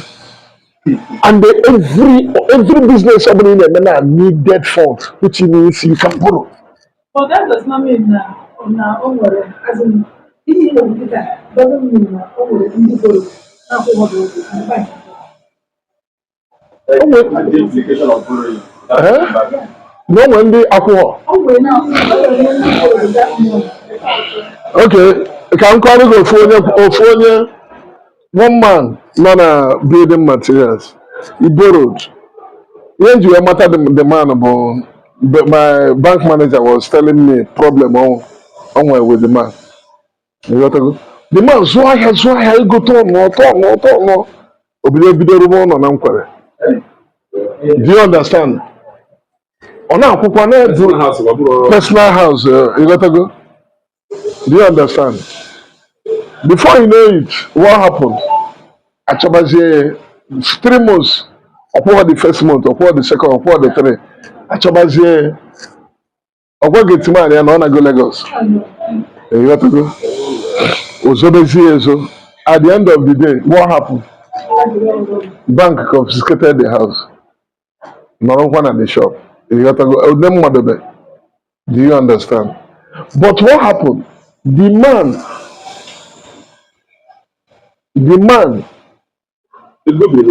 Oh, so yeah, how can they grow the business? No. Do you understand? Due to no job occasion, only about this no for na men na for oje mebe dolime. You got to go. Before you know it, airborne ebido. Do you understand? Mana, when you say borrow, that is what. If you listen to Peter B, I'm able fan of Peter B. You know, borrow is not a bad thing, but no, borrow for to invest, not to consume. Don't borrow to pay because they can go over. I borrow to them mother over say nature you borrow bank you go. No. You will borrow when you are free. You are not owing anybody. Do you understand? So borrow my profit. What I'm borrowing is my profit to increase more. Profit in Narupta. Usually borrow ego. I'm going to Narupta almost 5 million every month. Usually can you maintain money for 5 million? And the pay as an asset. And the pay no one create ego. No generate ego. You must borrow for you to grow. Can we poor na difficult? What business? Only one no where the strong of borrowing. No kata agwada. Like currently, myself in particular, and when more CAC SAT, that is from entertainment services. Now in this situation now, Oga help Oga assist in production. All the it's working entertainment. Okay, entertainment. So anything has to go to. Do you understand? Okay, like now, I opened. My dad was the person that opened the pure water. He opened it with PEDRO resources. More open PEDRO plastic.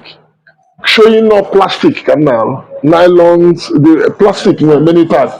Then mepepa gas. In was here, PEDRO gas solution. PEDRO CNG solution. Do you understand? To show that no, yes, CNG can be there. Now I'm going into haulaging, PEDRO haulage. So which is going to come up? Do you understand? So anything you are doing comes with the name. Do you understand? And the name of what you are doing. So this one now is for the entertainment. If you want to do business, call it that name.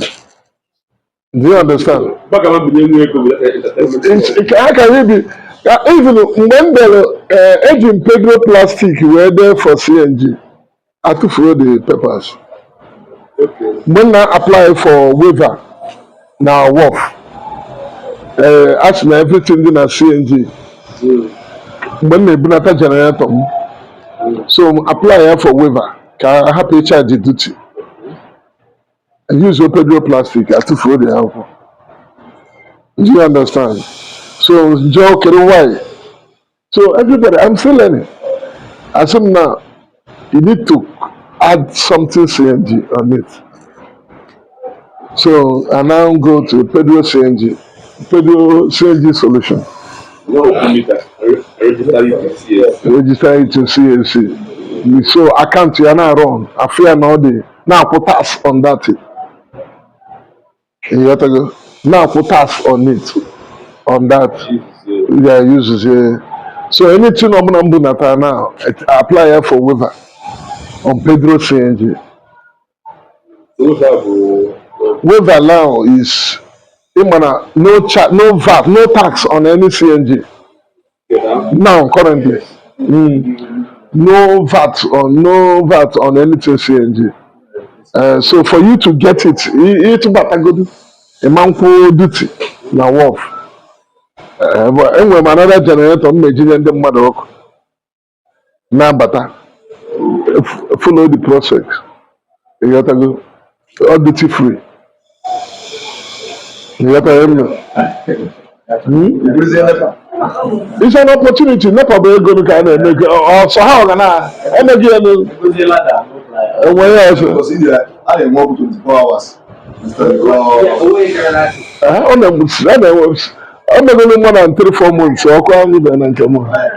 I can't.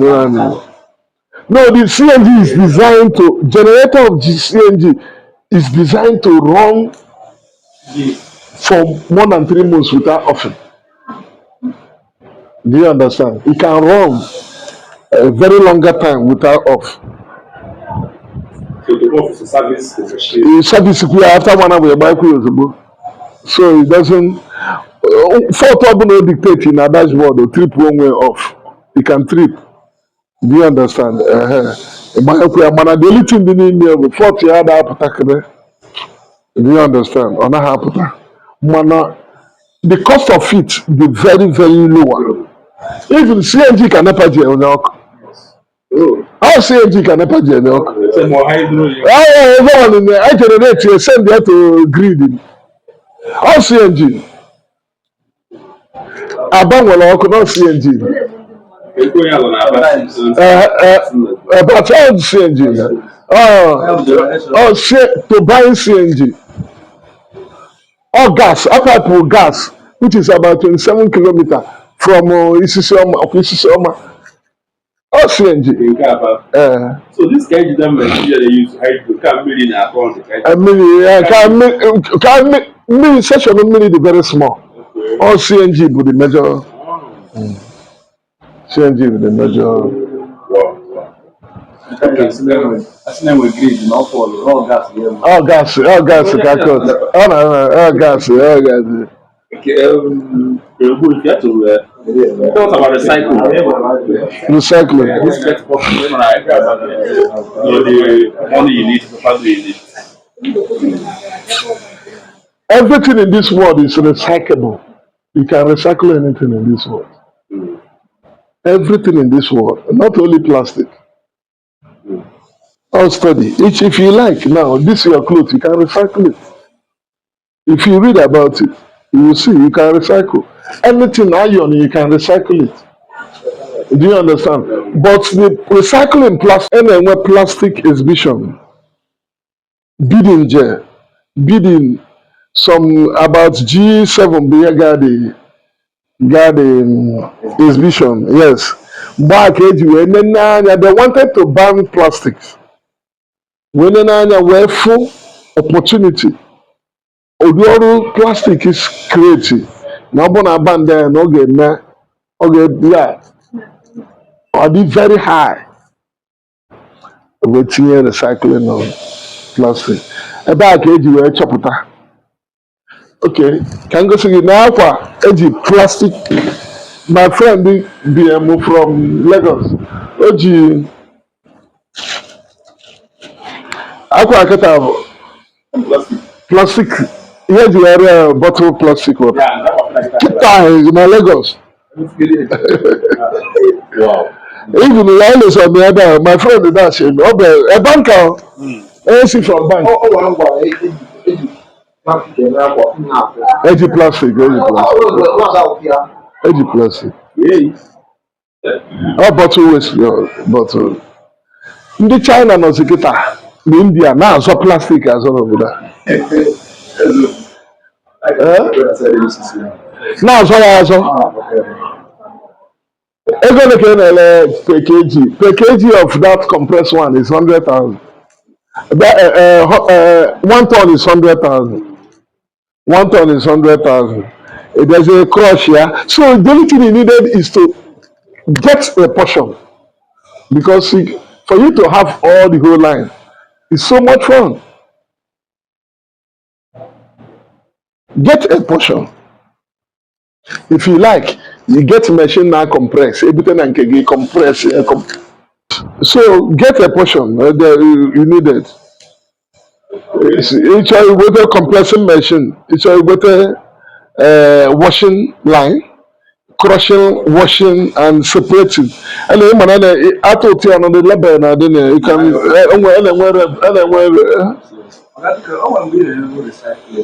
There is a car for nylon recycling. Yeah, but yeah. Oh yeah, the car. Okay, my brother, he can go. You need to go. Eh? Mama, share this. Eh? I'm not recycling.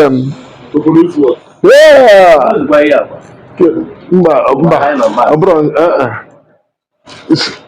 I can recycle this.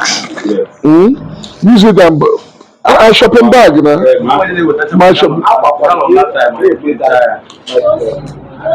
That thing is material for now. Oh, you can pure water. I picked many pure water. If I can't take it, I've already got in the side to start the jump. Okay. So all the China I use about how to make the machine the collateral. Find for the banks and then okay. Compressing and corruption. First of all, what you have to do is Google. We are not using Google very well. Google is one of the about the Google, this AI police theory dimensions. You got to go police theory companies. Yeah, big secret can go. Police theory the companies. Enjoy companies in our dimension. Police theory the names. Never ever identify yourself. Ask. You don't have the money. Apply. I send a mail to the company. Demand the back of the Haji will be more better than this one. Yeah, research. You know me. Do you understand? You know me. Ogosigie, give me videos of your. I'm in Nigeria. I want to. I'm going to. No, go on where this. You want to expand into how many kg, how many power, can power one I consume. You need to know all of them. Research behind chanine. Ijidie na video. Ijidie na paper. Ine meet is only Diego. In a for factors to be involved if you want to establish.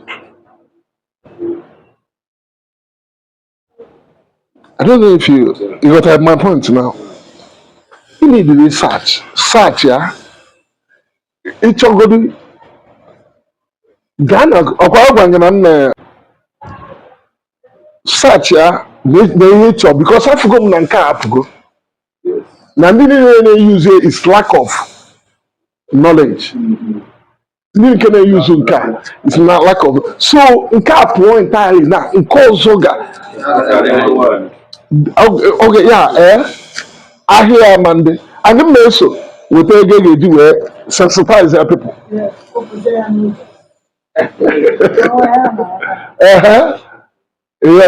so sensitize their people, not the dangerous, anything that's together. So that I can get Otua negotiation or whatever. So he made this experiment now. What I say, do you understand? Is the bank proposal? I'm going to open a bank. Because before you talk, because this machine now I'm on the less than can not the cheap now $500,000. Wow. Negenti. Nanya, Negent, listen. N'anya, ịma ihe na-atụ anyị egwu.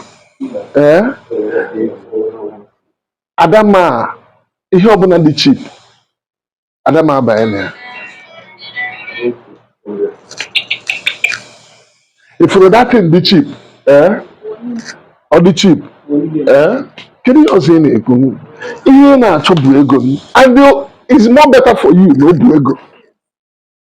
Imegide nsonye nkwụ na ya. Bye bye to poverty.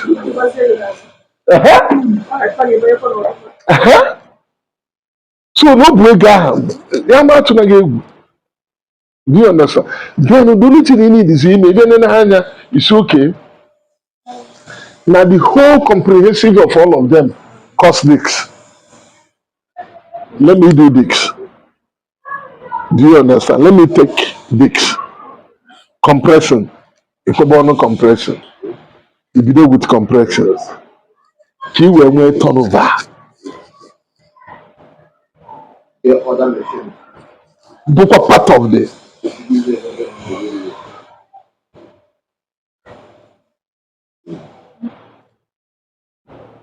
Among, do that make sense? Very wonderful sense. Very wonderful sense. Very wonderful sense. Do you understand? It's so complex, yes. The shredding and then the washing. It's like a white crystal. It's in Miami, Nigeria, never, bro. Export is the greatest of all of them. Exporting. In my package, you a package material as you work. Exporting, Number one, you can imagine now one of my friends in Lagos. On your no na Netherlands. Be a machine here for free. Only being here in Netherlands. Be a machine here for free. Why? Because of producing it in Netherlands, it be too high. You only less here than Nigeria. Only in Netherlands for.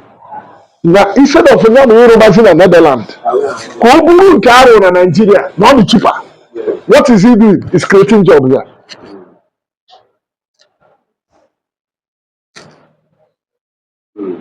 That is it. If you want to make up charges of With that charges, not the cheap. Money where call you na pound, nego Netherlands. If we were 3 workers in our fogo, now by hour.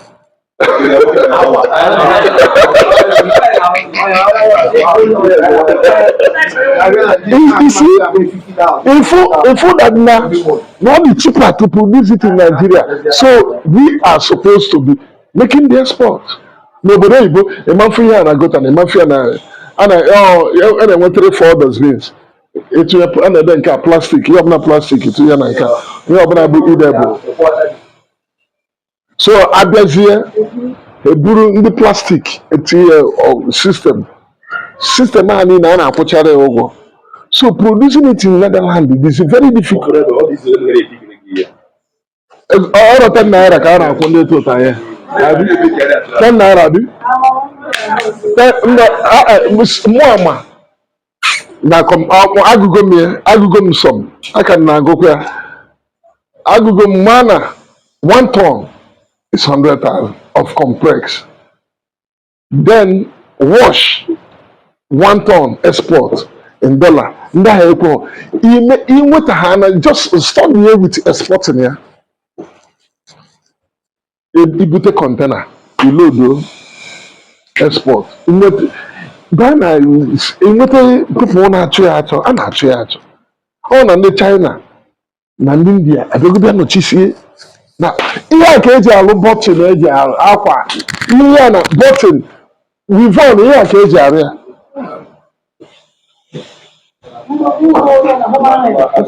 Here keji area. Here keji area ni na attachment. Here keji area.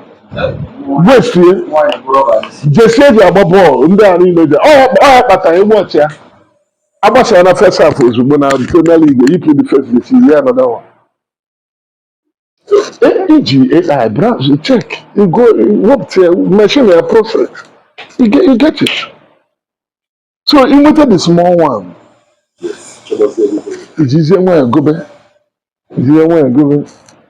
go ahead tell me. By then ka igoro nke ahụ turnover show bego turnover na-eshow eh compression na-ele ya na na-enweta even ndị nke ọkwa ndị nke na ebe a chọrọ ịbịa were one of my property na n'ime ebe so na ha chọrọ ka anyị lezie 10 years nchewa ha ọchị na-elizite ụnụ nwa ma ya business ha ka nwee space ebe a to show you na ọ bụrụ na ihe dị ya ụkwụ a na-apị ihe dị ya mkpụrụ dị ya na ndị na-abịa eburu ya eme gosi business secret na anyị agba nke ya n'anwụ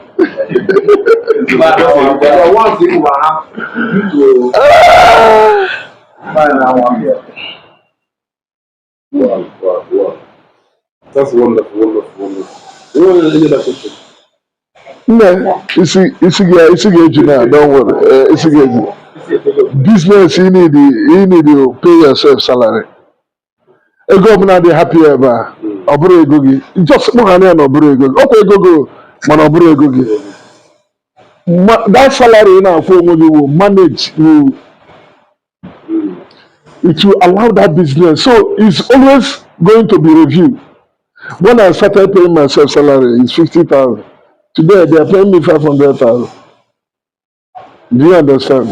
So onem nagide m ego ruo 500,000 ọgwụ isi gị chere next month ka akwụ ụgwọ. Na manage otu a. Do you understand? Then creating other businesses. So ndị ka akwụọ m ego ehie okay?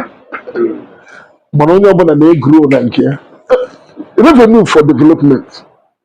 The revenue for increase. And the young guy, remember what I told you. Now, when we can have last year. That is my motto. I cannot be the way I am last year. Look up. PEDRO Plastic has that's my auditor that came. It's less than 12 years. But if the highest growth, I told you, in Anambra, the best borrower. That's good.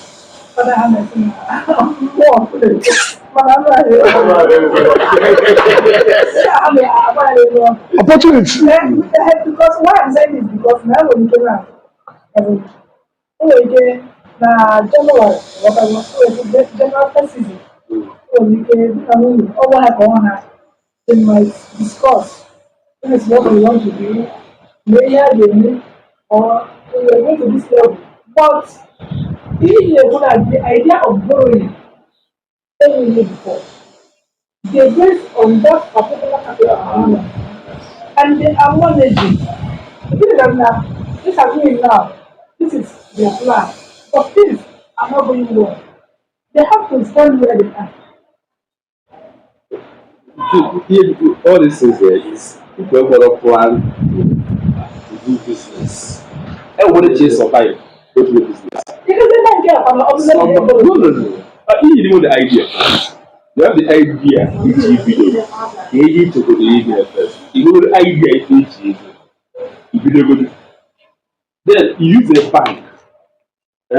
You go to one bank today. So this What a bank name, what I account today. Yes. So is giving you that's total rate. Yeah. The general business was here. Only not to shoot what you man. You go to shoot. You have 5 shops. If we are Wagner, If you are going Joy, you are not investing back. Why I want a month, my house, I have that. Is change you for okay? Oh, you change your face. You are packing around. Why all the money can do?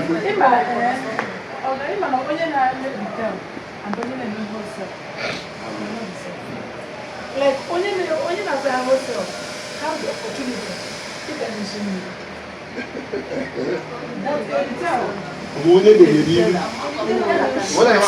Listen, yeah.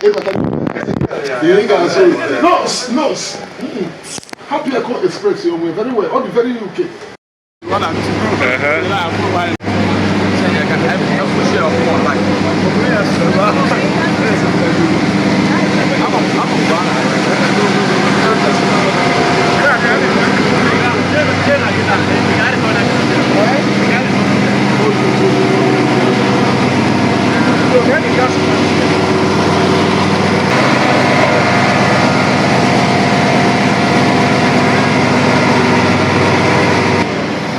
Wow.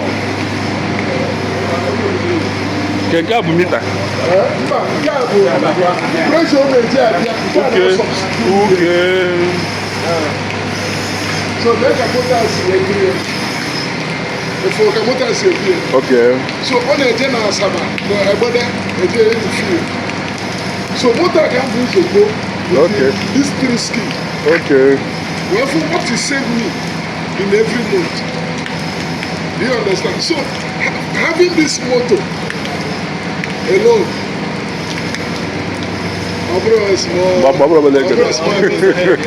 So the head. Okay. So I can the head again. I know office go well. Me attach to car but I'm on top. Driver na check can car. Okay. Car be on I believe well yes, the pipe here. Car so on I believe I took it. It is straight to fall back. Okay.